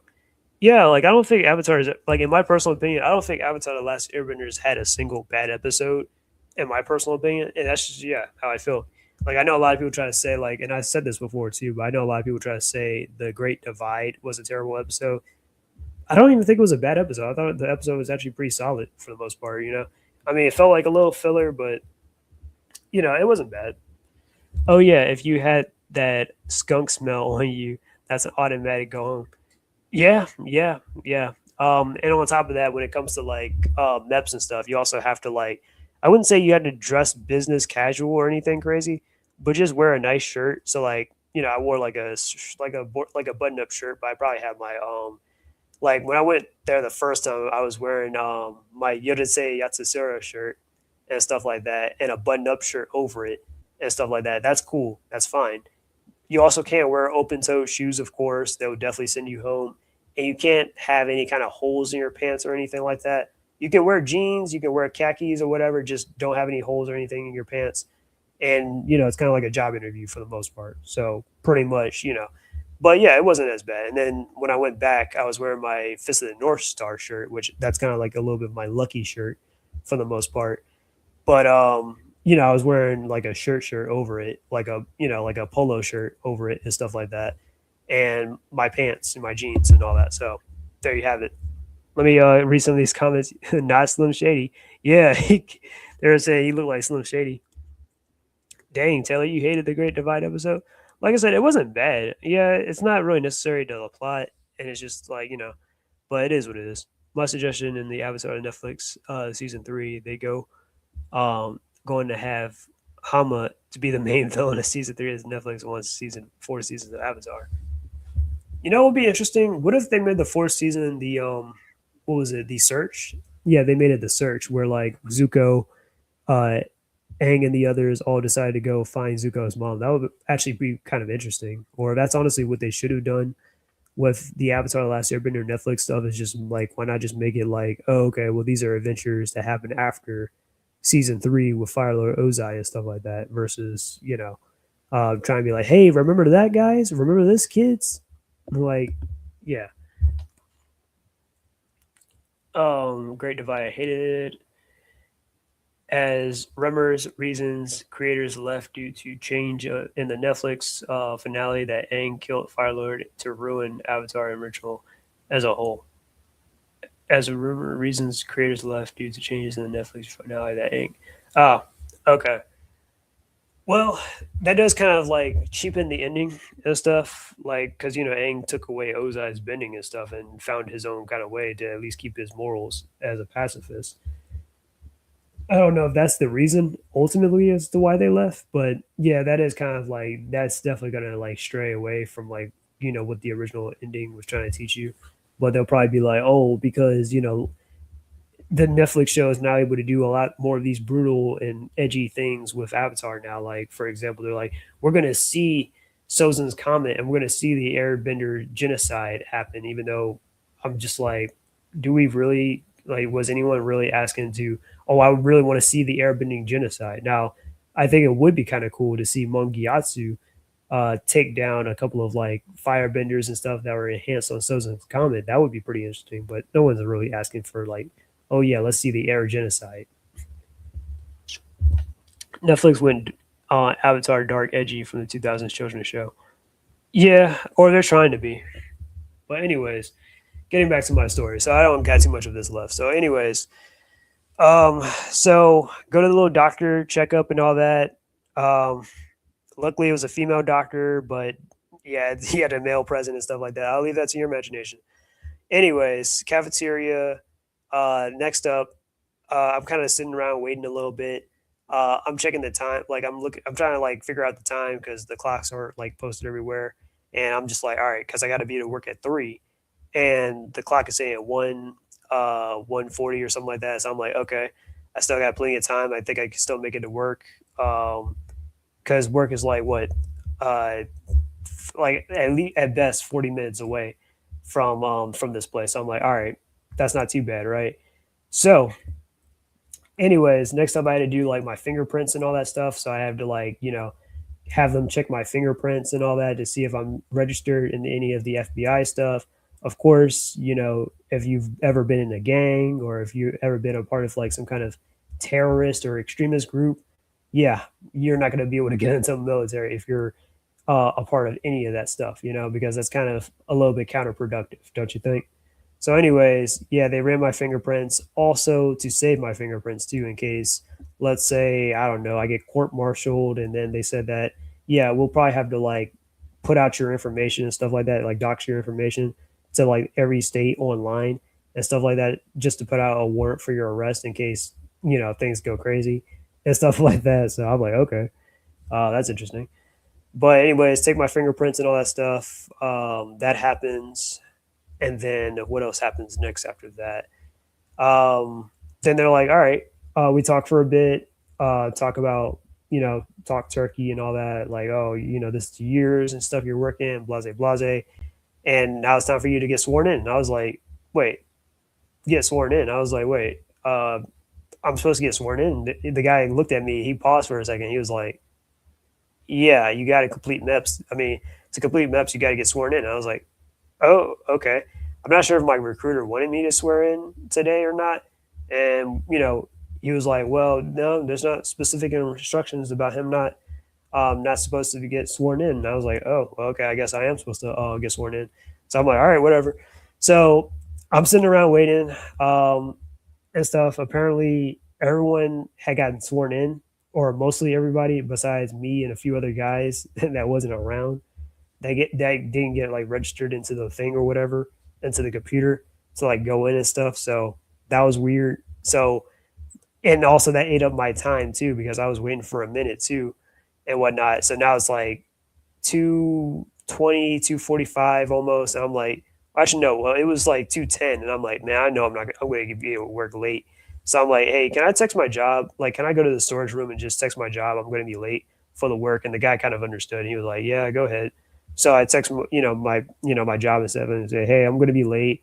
Didn't even bother to see a response or anything. I just left it at that. I'm going to be late for work. I'll probably might get there around like what 3:40 or something like that. So, anyways, get sworn in and stuff like that, um, and whatnot. They give us a little brief, like briefing and all that stuff. We get sworn in. So now I'm enlisted. So that's pretty much how that went down. And then I'm like, all right, cool. So I'm good to go. I get this little piece of paper and stuff like that. I'll probably show you guys in a second what that looks like. But actually, nah, I'm probably not. I'm gonna take that back because now like I'm getting lectured about just keeping some of my stuff private. But yeah, and I'm leaving the building and stuff. So I'm like, all right, I'm good to go. They're like, yeah, proud of you, young man. Keep up the good work and stuff like that. I'm like, great. Head out. I'm heading to my car and stuff. I gotta call my recruiter. Like I'm calling my recruiter and stuff. I'm talking to her. I'm like, I'm in a hurry trying to find my car so I can go to work and stuff like that. And I'm like, hey, so I got sworn in and everything. That's part of the thing. She was like, yep. I was like, great. Completed MEPS and all that stuff. We'll talk in a couple of days, which a couple of days was yesterday. So it is what it is.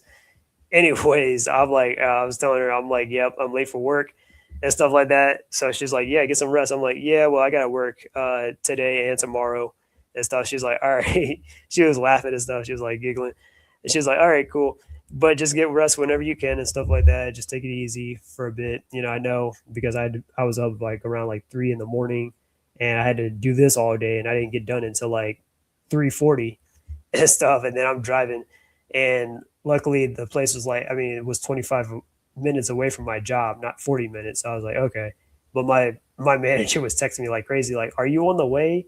Or and stuff like that. So yeah, etc. So that's how that went down. So now I'm officially part of the military for the time being.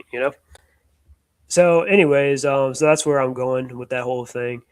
As far as like the future of my channel goes, I probably won't be posting a whole lot of videos as I normally do and whatnot, but we'll see how that goes.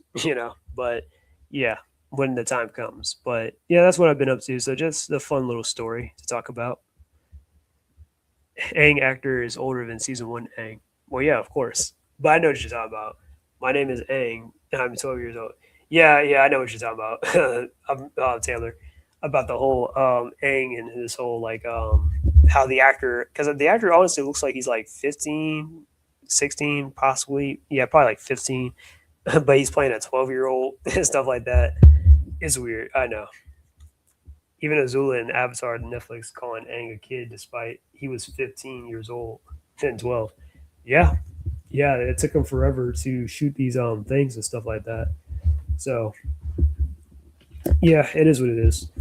But anyways, so yeah, so that's pretty much my story time for the military and whatnot. So I got enlisted and whatnot. Then the next day later, when I had my job, here's another story where I was like, I was working like 12 to 8 and stuff like that. I was actually with my manager. I'm gonna probably tell you this story first. So I was working with my manager. And it was just me and her and stuff. And then one of my like regulars that came in and stuff. At like Dunkin' Donuts, he was like, usually he gets like a sauce, egg, and cheese, and like he gets like a small hot coffee with like 3 turbo shots and extra cream, extra sugar. And I'm like, damn, that is just not good for your heart, man. But anyways, yeah, I appreciate it, SSJ. Congrats on your enlistment. I like your story. Yeah, I appreciate it. But anyways, so this regular he comes in, he gets he gets those things and stuff like that, and then he's looking at my manager like making his food and stuff, and he like talks to me, he like whispers, he's like, "Hey, why does it always look like she's in a bad mood?" And I'm like, "Oh, well, I mean, she is the manager and stuff like that." And he's like, "Hey, come over here. Why are you always in a bad mood?" And she's like, "Well, I don't go around walking with a smile on my face." I mean, I smile, but And after they have that conversation and stuff, and she's making his food or whatever, he turns back to me and is like, "Man, she needs some dick in her life." Like, I'm like, "Yeah, I guess she kind of does." Like, damn. I kind of like Stranger Things cast young to older in seasons later. Yeah, but that's probably because Stranger Things was kind of its own original story compared to like Avatar: The Last Airbender, where we had a cartoon and stuff where we didn't have to like worry about the actors and stuff unless it was the voice actors. But even then, you know, it worked out. Let's just wait for the only important thing: Netflix making Zutare. Oh God, no. But yeah, congrats on your enlistment, and I like the story. Thanks. Great story. Yeah, appreciate it. And then yeah, so here's also what happened that same day too, or this was like not yesterday, but 2 days ago, where yeah, so he said that, and then later on, these other two girls, there were some chicken heads that came up in here and stuff. So basically, the gym that's next to my job is like the bathroom is kind of shut down for the time being, or whatever. I don't know if their water is turned off or something or what, but a lot of the people from the gym are coming over to my restaurant to Dunkin' to use the bathroom and stuff like that. And we got this new policy about paying customers only and stuff like that. So we've been dealing with that whole thing and whatnot. So then these two girls come in. They're not from the gym, but this other girl from the gym that came in and was using the women's bathroom and stuff. So these two girls come in and whatnot, acting ghetto and snobs and stuff like that, and all that.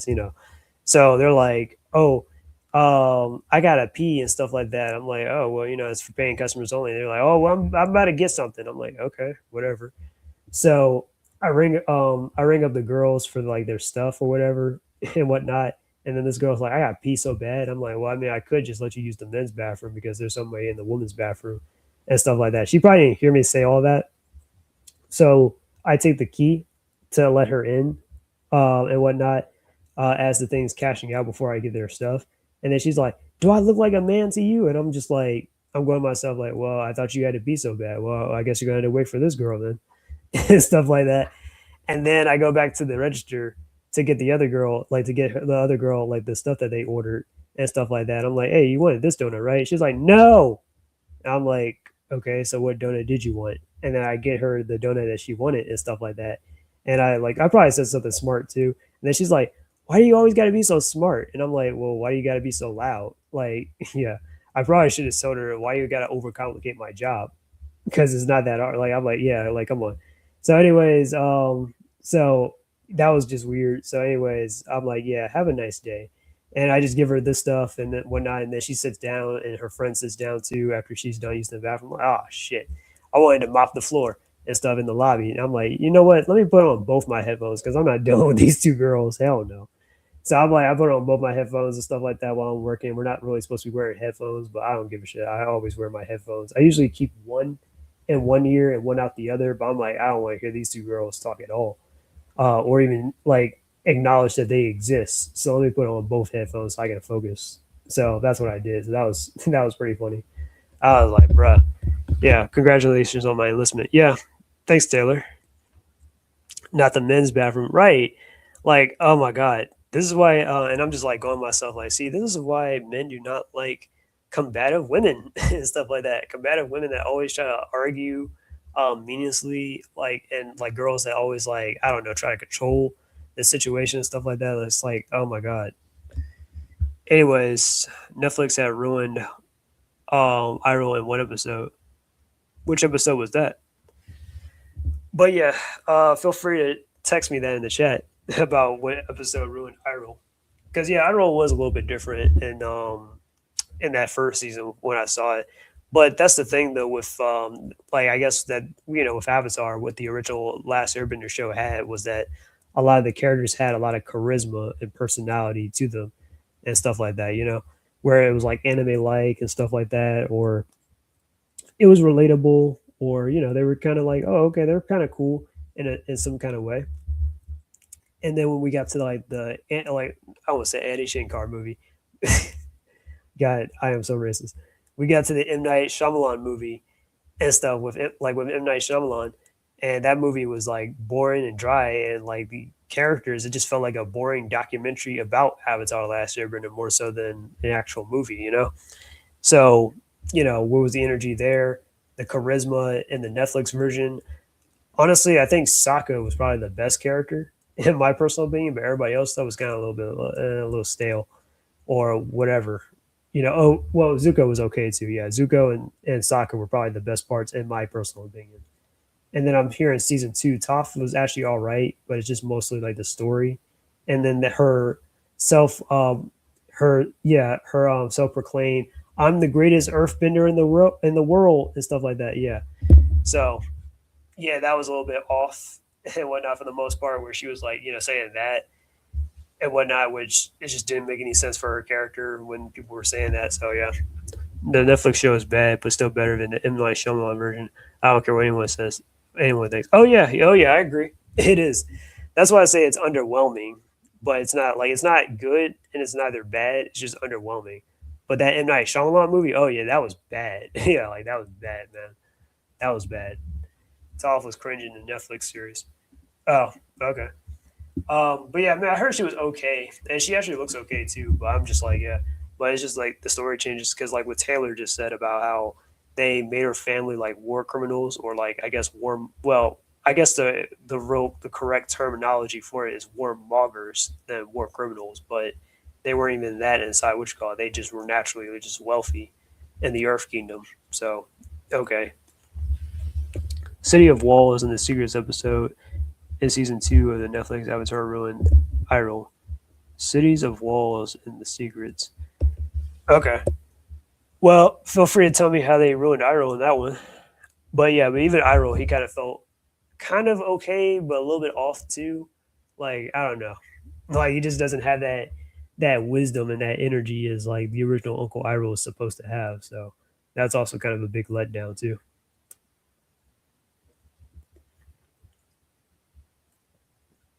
It was something else I was. Oh yeah. Uh,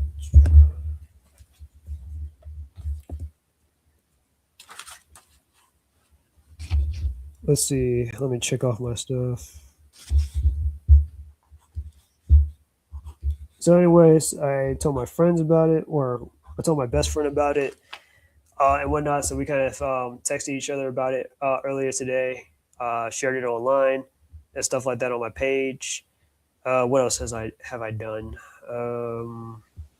Yeah, yeah, that's pretty much about it for the most part and stuff. So yeah.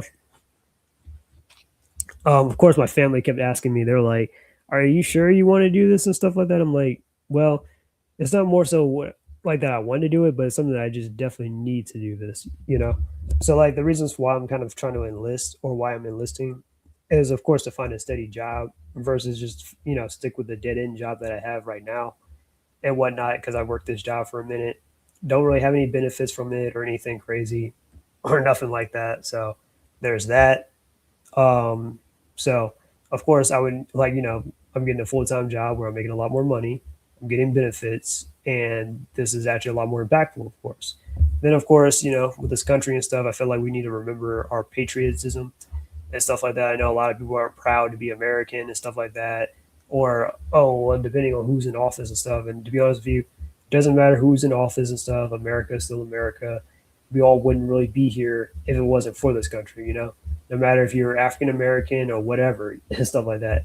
Yeah, like we still wouldn't really be here without this country and whatnot. So it is kind of important, and especially with me because I am part like I do actually have a Native American heritage on my dad's side of the family.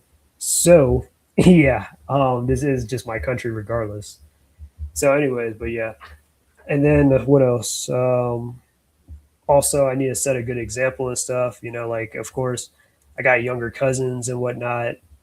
People that kind of do look up to me in some kind of way, and me just working the same job because sometimes I wouldn't say it gets to me when people ask me, "Do I still work at Dunkin' Donuts?" But it is kind of like, damn, it feels a little bit like a jab sometimes. Like they're like, yeah, even like my younger cousin Deontay, he's we're about the same age pretty much, but he's about to start a family and stuff like that. He's already got a son, and he's got his girlfriend and stuff. You know, the one he got pregnant and whatnot, and her son and all that. So yeah, and he's working a job to try and take care of them. So that's pretty cool. But so yeah, but he's like, dang, you still working at Dunkin' Donuts? I'm like, yeah, I'm like, yeah. But I wanted to shake things up a little bit, and of course, finally, like break from Dunkin' Donuts and stuff. So I can like do other things than just like, oh, you know. And of course, I don't want to be like your average civilian either. I never really wanted to be like an average civilian. I always wanted to be something a little bit more than just average sometimes, or just to play things a little bit too safe, you know. And then of course there's a lot of fictional influences that I have, of course, as well, which I know it's fiction, but you know, I know I talk a lot about fiction on this channel and stuff, but of course, there's stuff like, of course, Naruto and the Shinobi Alliance and stuff, Ichigo and the Soul Society, Fox McCloud and Star Fox, Snake Eyes and GI Joe, Solid Snake, Big Boss, Raiden, the Green Lantern Corps, just like a Society of America, Team Dark, Mega Man X, Zero, Axel, the Maverick Hunters, the Demon Slayer Corps, Captain America, etc. Like a lot of those characters are all military and stuff, and are all like very heroic, patriotic, kind of heroes and stuff like that, and self-serving. So, you know, that's kind of how I feel in some kind of way. So I definitely do want to like at least try to do something good for the country as well, and also get something out of it to myself.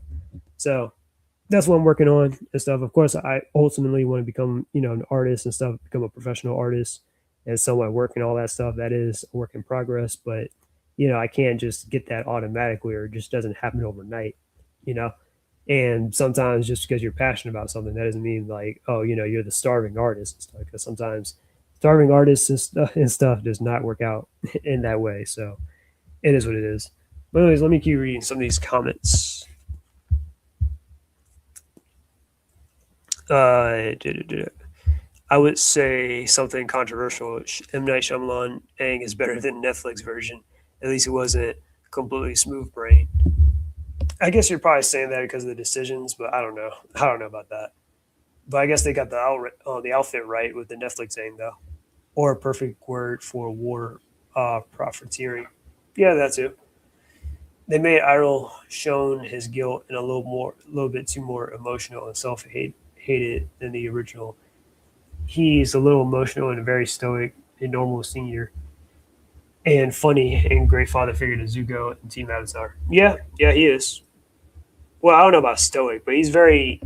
Uncle Iroh is very happy-go-lucky and stuff for the most part, or a very cheerful character and whatnot. So yeah, so he's not really dead set on like protecting. I mean, he's not dead set on capturing Aang, but since he's with Zuko and stuff like that, he has to like, or he's with him on that, or he's there to kind of oversee Zuko for the most part. Nah, nothing about M Night Shyamalan's version is good. Nothing. Stop it, Ashes. At least your enlistment is safe. I don't want to die. I don't want to go to die in Ukraine, no matter how much I would be promised. At least I don't have problems at studying, so they would force me to sign a contract. All right, well that's great. Yeah, like I mean, I got some like, and that's why I went to go see my recruiter a few days ago because she gave me the jobs that I do qualify for, which is pretty good and stuff like that. Some of the stuff is like either security forces, so that's an option.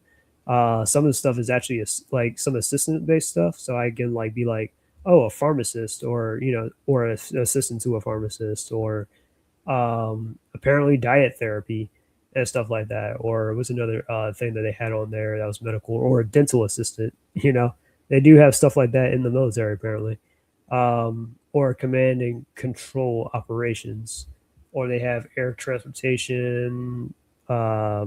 Engineering is also something that kind of interests me. My dad and my brother are both into engineering, so that would actually, I think that would be pretty convenient to just to know that. Heating and air ventilation and stuff. They actually do apparently have pest management, so, or pest control inside the Air Force. So I'm like, oh, okay. I'm not really interested in that myself, but okay, that's an option. What else is in there? Oh yeah, religious affairs. That's actually something I'm also kind of interested in as well.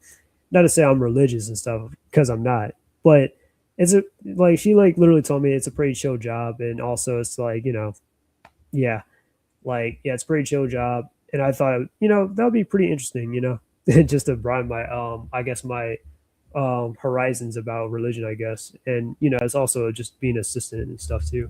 So yeah, and speaking about other countries and stuff, I mean, other countries do kind of like in other countries and stuff, it is kind of mandatory to serve in the military for at least 4 years and stuff like that. So I'm like, okay, and that's also kind of a good reason why compared to like going to college and stuff like that, where college it kind of feels like everybody's just getting brainwashed in college or whatever and stuff like that. And I'm just like, ooh, yeah, kind of dodged a bullet on that one, didn't I? But yeah, but I would say trade school would be a good alternative though, where you can at least learn some stuff. You're enlisting? Yeah, Dr. Hino, I'm enlisting. You missed my entire story and stuff about how I took the ASVAB, took the MEPS. Yeah, I'm enlisting into the military and whatnot. Yeah, I know it's pretty crazy.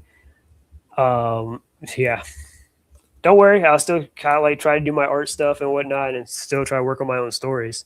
That's for damn sure. But yeah, but this is like what I can probably do for like up to the next four or so, like 4 more years for the time being and whatnot to like have a full time job and then just work the dead end job that I have at Dunkin' because I'm like, well, I've worked for Dunkin' Donuts for like almost 8 years. So if I can work at Dunkin' Donuts for 8 years, then I could probably serve in the military for 4 years, active duty even. So yeah. And you could do reserves, but like I said, it's like a part time job kind of thing. You would need another part time job to make ends meet. But this is my path to trying to become more self sufficient. So there's that too. I'm a bit stumped, but I understand, man. Oh yeah. Well, I hope in a good way. I'm just like yeah. But yeah, appreciate it though. Netflix casting is better than the 2010s The Last Airbender. Yeah, it is. Yeah, because like I said, it's just that movie was just so damn boring. Like it was just boring, man. Like I guess the only again maybe Zuko from the M Night Shyamalan movie, but that's about it. But all I can really say is like I guess M Night Shyamalan he tried. That's the best I can give him for the most part, in that he got into it because his daughter was a fan of Katara. So he was like, all right, well, because my daughter's a fan of Katara and stuff like that, I guess I'll have to like so and so try to make like I can make this movie and stuff. And he got into it, so I can respect that. But yeah, but as far as the execution goes, yeah, it was not good, and they were just trying to condense too much from like season one into one whole movie, which I get that, but it's also like it's a lot. But I don't know. Maybe it could have been like Harry Potter because Harry Potter took like a lot of the stuff from like the first book and condensed that into one movie too. So I don't know. So that could have been the plan right there. Well, they'll probably do 4 movies then in that case. Coincidentally, I was watching Masters of the Air World War II show about air bombing pilots as you enlisted for the Air Force following uh, country footsteps. Yeah, I guess it all lines up. Yeah, for the most part. Yep.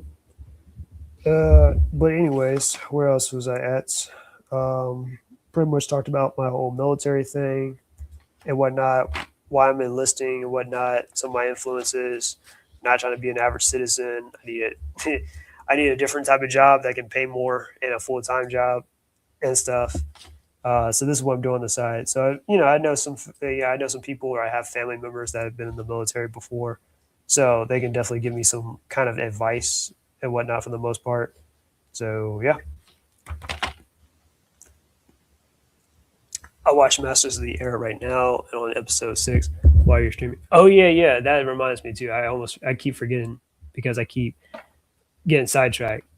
Jay Lagoon, Jay Lagoon. Yes, that's his name. So I've showed you guys his channel before. And he's a pretty cool dude and stuff, but yeah, sometimes of course we'd be having our disagreements and whatnot. So last time we were kind of disagree, like when I brought him up, I was saying we kind of disagreed on the whole Batman thing about the whole no kill rule and stuff like that, and absolute Batman and blase blase and live action Batman and stuff. And he was saying like, oh, the best live action Batman is Robert Pattinson. And I'm like, Robert Pattinson, I don't know. Personally, myself, I don't think Robert Pattinson did anything that blew me away as far as being Batman goes. That's just my personal opinion. But anyways, speaking of Avatar, this is something that we both kind of like, yeah, because I saw his video and I was like, okay. And actually, I think he actually made a response to one of my comments too because he kind of brought it up. Let me play this. I don't know why it's paused like that.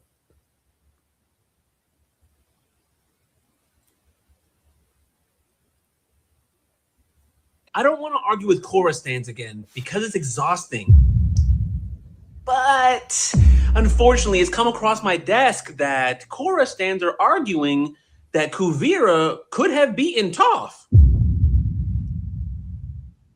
Now, I don't know where what brought this on or whatever and stuff like that. Do I personally think Kavira can beat Toph? Um, that's debatable. Yeah, I know that's a high take, but that's probably debatable and stuff. But let's keep playing out the video and stuff, and I'll keep like Toph who? Not Toph Beifong. You can't be talking about Toph Beifong. Oh my! Some of them are claiming that anybody who believes that Toph can beat Kuvira is just nostalgia. It's just, come on, bro. This is why people get mad at you. No, I don't think it's just nostalgia. I think it's also kind of a bias too. And don't get me wrong, I do like Toph more than Kavira, but I'm also gonna have to be a realist too and just be like, look, let's stop pretending like Toph is like invincible or something like that. Like, you know what I'm saying? Or she's just untouchable. But let's continue with this. You guys, because it's like you didn't pay attention to the story. Because here's the thing that Korra stands, some of them don't seem to be able to make a connection between the metal bending that you see in Korra, which is crazy, and the metal bending that Toph invented. They think they're completely different. They're not. There's hypothetically a movie that hypothetically was leaked online that we hypothetically watched, right? And hypothetically in that movie, we saw Toph Beifong metal bending her fucking ass off. I bring this. I'm not gonna lie to you. Like even seeing like Toph from like either from a child to like her young adult days inside Legend of Aang, I don't think Toph is doing like a lot of OP stuff with metal bending the way that we see inside Legends of Korra. And I'm gonna make a point on that in a second, which I did leave a comment and I'll probably talk about that.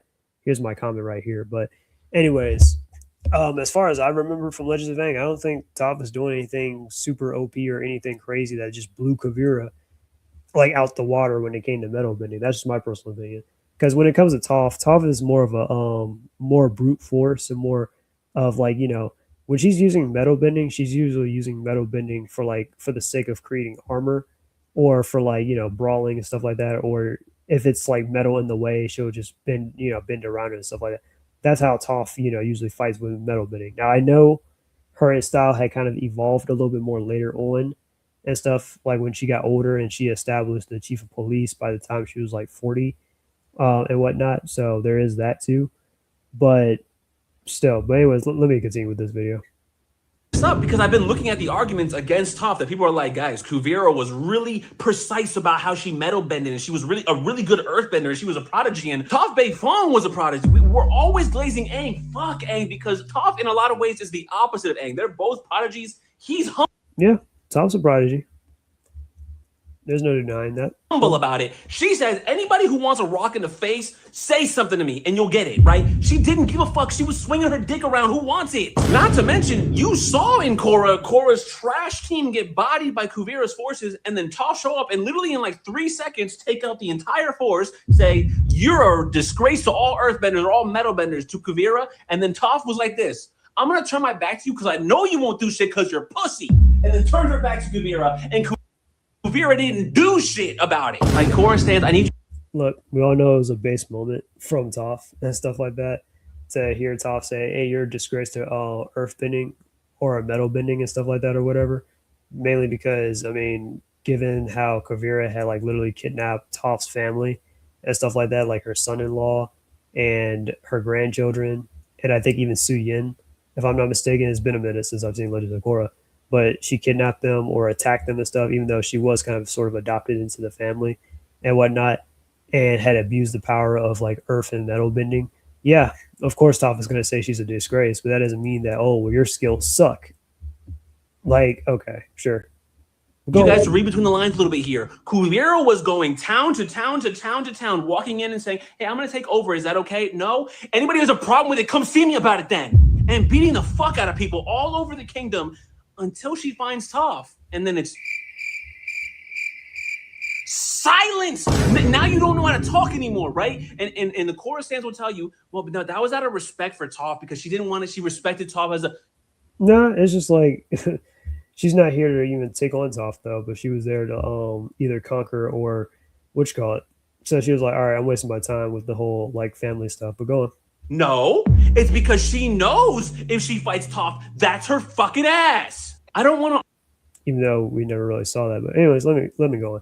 Personally, it sounds like bias for the character. If you were to ask me, Toph beats Kavira, um, and that can depend on which version, but it's not the one sided of a fight. Kavira defeated several metal benders like Toph did in the arena match by herself and almost left them pinned down to the next train to run them over. Let's stop sleeping here. So I was like, yeah. So I think it's kind of just like this is just coming from bias and not an actual like rational like oh well let's see what Kavira can do and stuff like that. Oh she's trash blah blah blah.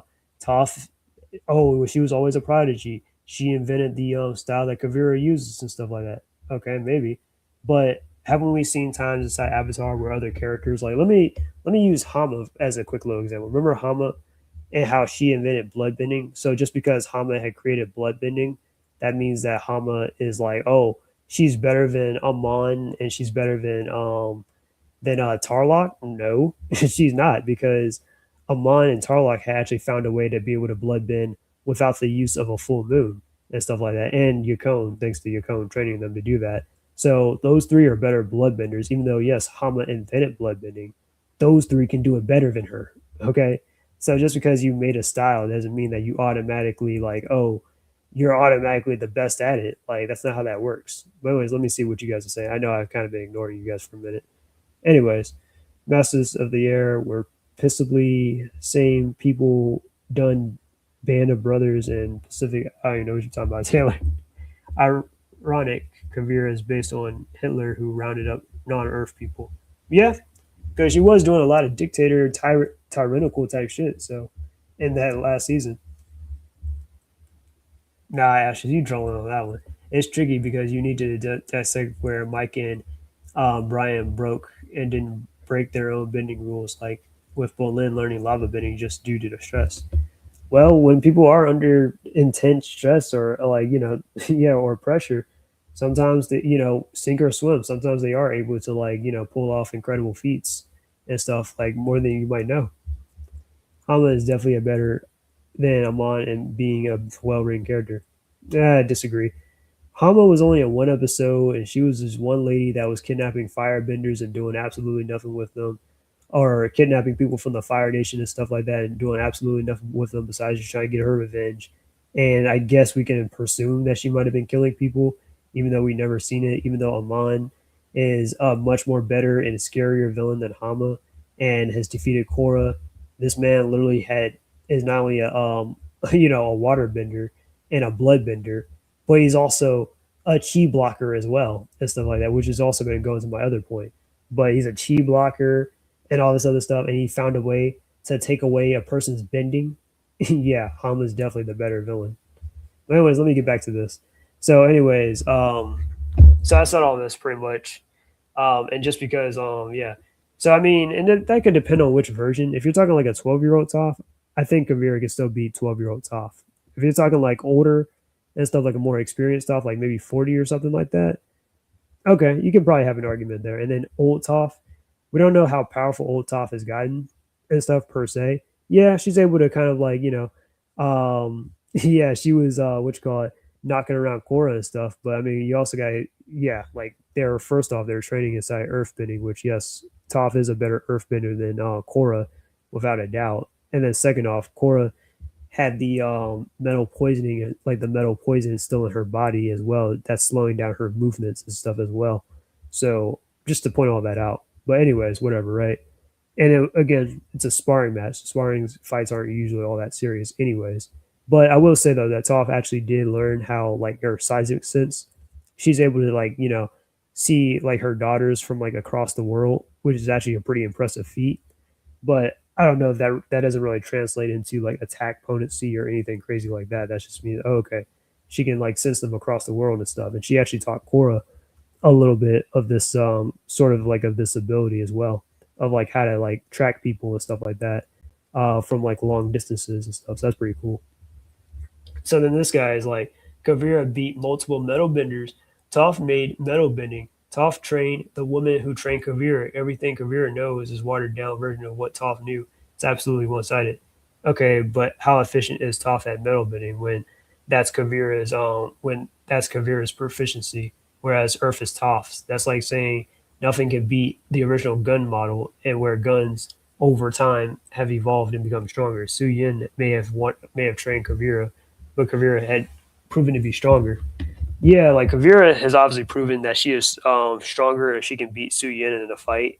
And on top of that, um, I was also trying to make the point of, look, we don't really see Toph really metal bending a whole lot, even after she had discovered it. Not until like in the flashbacks with Yukon and all that stuff, where okay, well, she trained the police and stuff to be able to use metal bending, so she can make wires or use her armor and stuff like that, like bend her armor, etc. Stuff like that. All right, that's cool, but we don't really see Toph really using metal bending for like those purposes though. Whereas Kavira uses metal bending more so than earth bending, but she can use it to create projectiles. She can use it to create whips, knives, whatever, blades, whatever. She can do stuff like that. She's more of a precise type of fighter and stuff, more so than like Toph, where Toph is more so like brute force, or more so like um, she senses the earth and all that stuff, or etc. to her advantage. So, anyways, in his other video, he kind of brings up my comment, which I'm gonna go to that next.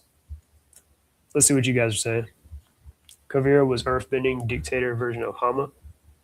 Well, I wouldn't say not exactly like Hama, because Hama was just getting it like what she was doing was she was trying to do it out of spite and revenge, whereas Kavira's original goal started out of good intentions, but then she like it got warped into like her like actually like becoming a conqueror and stuff like that, and she was going overboard and etc. So yeah, Kavira kind of took her whole thing a little bit way too far, and then building the spirit cannon, threatening and trying to kill people and stuff like that. Yeah, yeah, Kavira went a little bit overboard on all that stuff, pretty much. Anyways, let me go back to this. Here's the other one where I figured out see, look, he brought up my comment, and so he didn't bring it up, but he was kind of like reading it off. exactly what's going on. Some Korra stands think that Kuvira, And by the way, I'm not a Korra stan. I do like the series. That doesn't mean I'm a stan though. But go on. was a better metal bender than Toph. And yeah, she's more proficient at metal bending than she is earth bending. Like, again, what moments do you really see Toph really using metal bending like that? Unless it's to bend, like, okay, the last episode of Avatar: The Last Airbender, when they're all fighting Fire Lord Ozai, and Toph is like with Sokka trying to take down the airships and stuff, and Toph is like, trying to take down the wings so that they can crash into so the airships can crash into each other and stuff like that. That's what she's using metal bending for, but she's not using it as like, oh, this is her like her weaponry or anything crazy like that. Like, no, and there's some sub bending abilities like sand bending where Toph doesn't really use stuff like that, um, all the time like that in a fight. So I'm just gonna throw that out there. That's like saying like, oh, those those vine benders or whatever from the swamp and stuff. Oh, well, they're they're better vine benders or whatever than Katara is, even though we never seen Katara bend vines before, but those guys can bend vines because they can manipulate the water that's within it, pretty much. But anyways, let me play his video. No, no, no, no, no, no, no. The conclusion they've come to is when Toph was 12 years old and she made metal bending, she was like crumpling the metal and disforming it. And when it was very rough, right? But then in Legend of Korra, Kuvira is like moving stainless steel pieces of metal and it's like perfectly intricate. So it must be a different style of. Let's use this part now. Toph was 12 when she invented metal bending out of thin air, just figured it out in her head and made it, right? She was. And again, Ashes, you kind of brought up the whole Bolin and the lava bending thing, but didn't Toph not metal bend out of desperation or stress when she had to get out of that, and we just accepted that? So what's the deal? But anyways, going back to him though.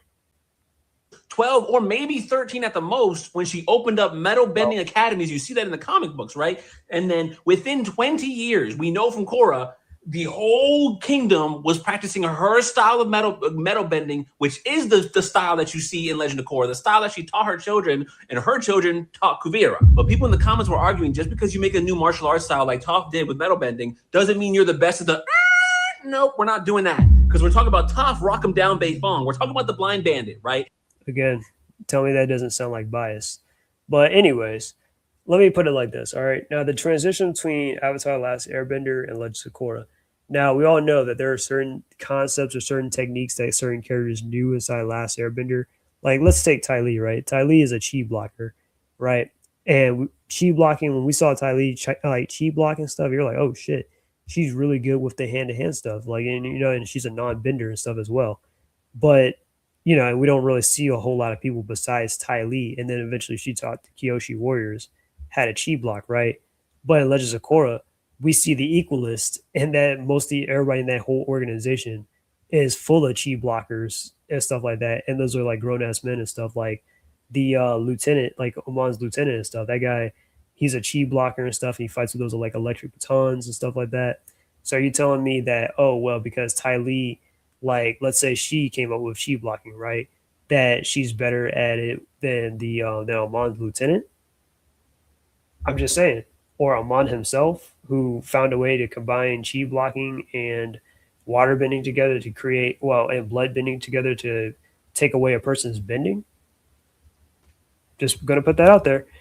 Or what's another thing? Or like fire bending and stuff, which I think I brought this one up in the comments and stuff, where I was saying like, like lightning bending and stuff. That was such a rare ability inside Avatar, where only like people in the royal family, like Fire Lord Ozai and Azula, and most likely, Sozin and Azulan. Oh yeah, and Iroh, he knew it too.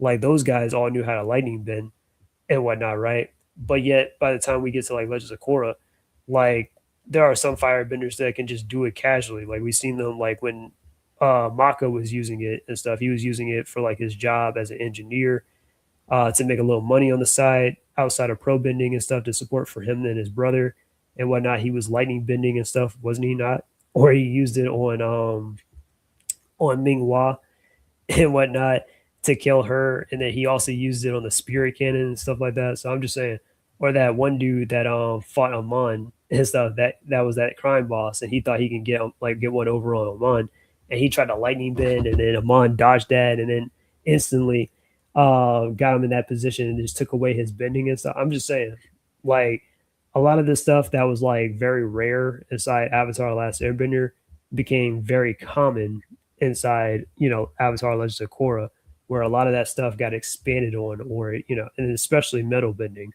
where a lot of people became metal benders and stuff like that, and are able to do it, very proficiently. So, don't you think that the cannon fodder from Avatar: Legends of Korra is a lot more powerful than the cannon fodder inside Avatar: The Last Airbender? Just a food for thought. Anyways, let me yeah. You just hate blind people. We uncovered the true colors and not even the colors ultimate. Yeah. But anyways, let me keep playing. What people don't understand about Toph is earthbending as a discipline is based on a real martial art in real life. Toph. Yes, everybody knows that the fighting styles and stuff like that inside Avatar is based off of based off of martial arts. Like I think airbending is based off of Bagua. It's like because I have the Avatar, the Last Airbender box set. Excuse me, it's been a while since I've seen it, but yeah, I think either Michael DiMartino or Brian Conesco were saying like they were doing like a little thing, and they were saying like, yeah, water bending's based off of like I think Tai Chi, air bending's based off of Bagua.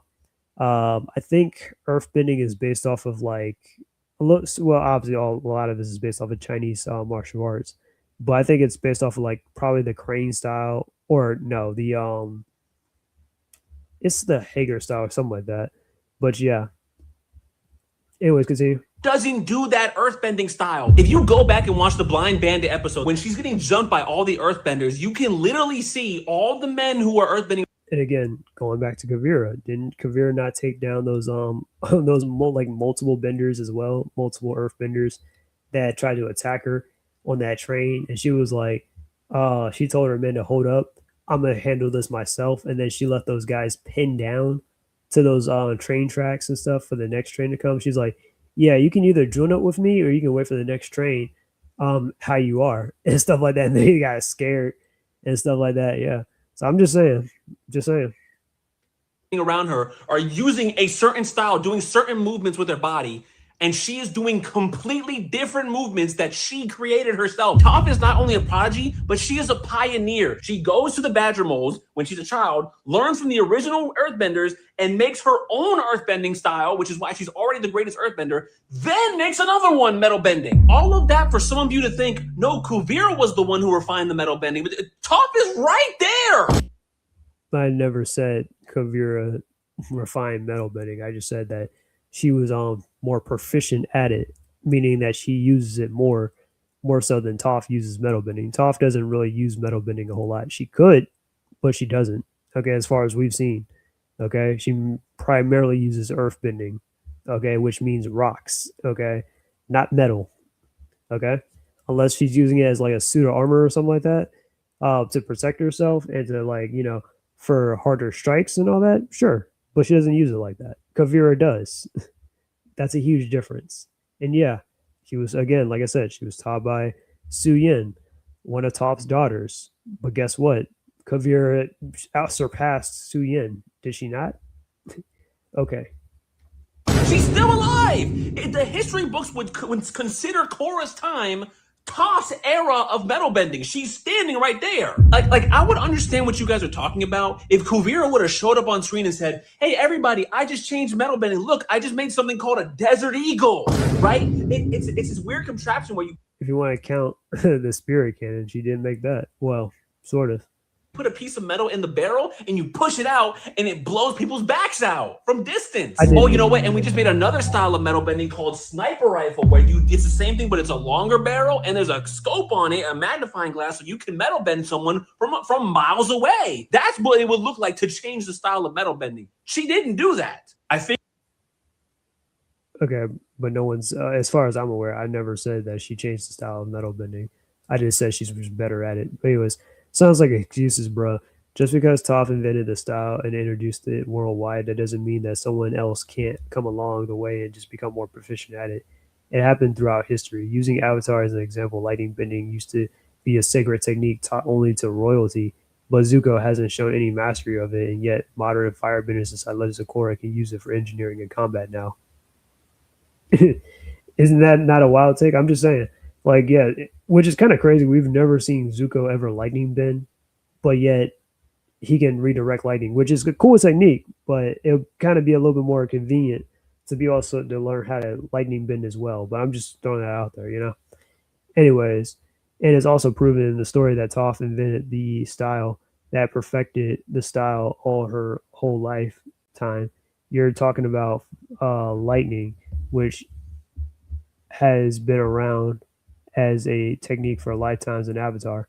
Okay, but it's only been passed around in the royal family. It's never been like, yeah, civilians and stuff. Hell, Mako is literally broke in season 1, yet he found a way to figure out how to lightning bend. So, okay, what's the excuse there?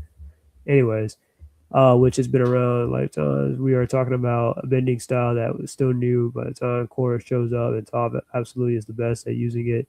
Is she, though? You are literally describing Toph. She came along and changed earthbending because she is the greatest earthbender in that world. All right, if that's your opinion.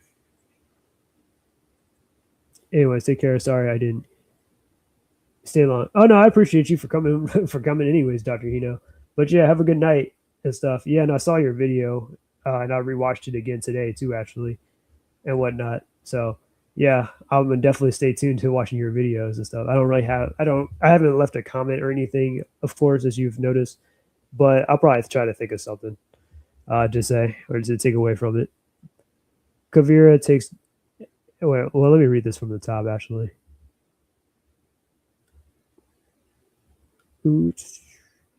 Considering the progress have been evolving, I think it would have been more appropriate that a lot of benders would lose their skills. Let's not forget the most benders were basic in the original. Yeah, that's what I'm saying. Like a lot of the benders in there were kind of basic, but for like the most part, over time in Legends of Korra, a lot of the benders and stuff were able to like since they expanded a lot of that stuff from the original era, a lot of the characters from the in the Legends of Korra era had like mastered some of that stuff too that used to seem impossible back then. That's the whole point of like evolution. Hold the fuck up. This guy is saying you hated blind people. Oh, also the Netflix ruined Toph his blind bandit episode. Interesting. Kavira takes advancement of metal bending results in taking power in the first place. All right. Well, anyways, that's pretty much what I mostly wanted to talk about and stuff. I did say there was some drama and whatnot. I was thinking about talking about my dad for a second and my sister and stuff. They're fine, but my dad is having some drama with my sister's mom. But I don't know if I should probably keep that a little bit on the hushy hush side of things or not. But maybe yeah, I might do a stream tomorrow. I'm not sure if because of my the stream that I just tried to do earlier, but you guys couldn't hear my audio.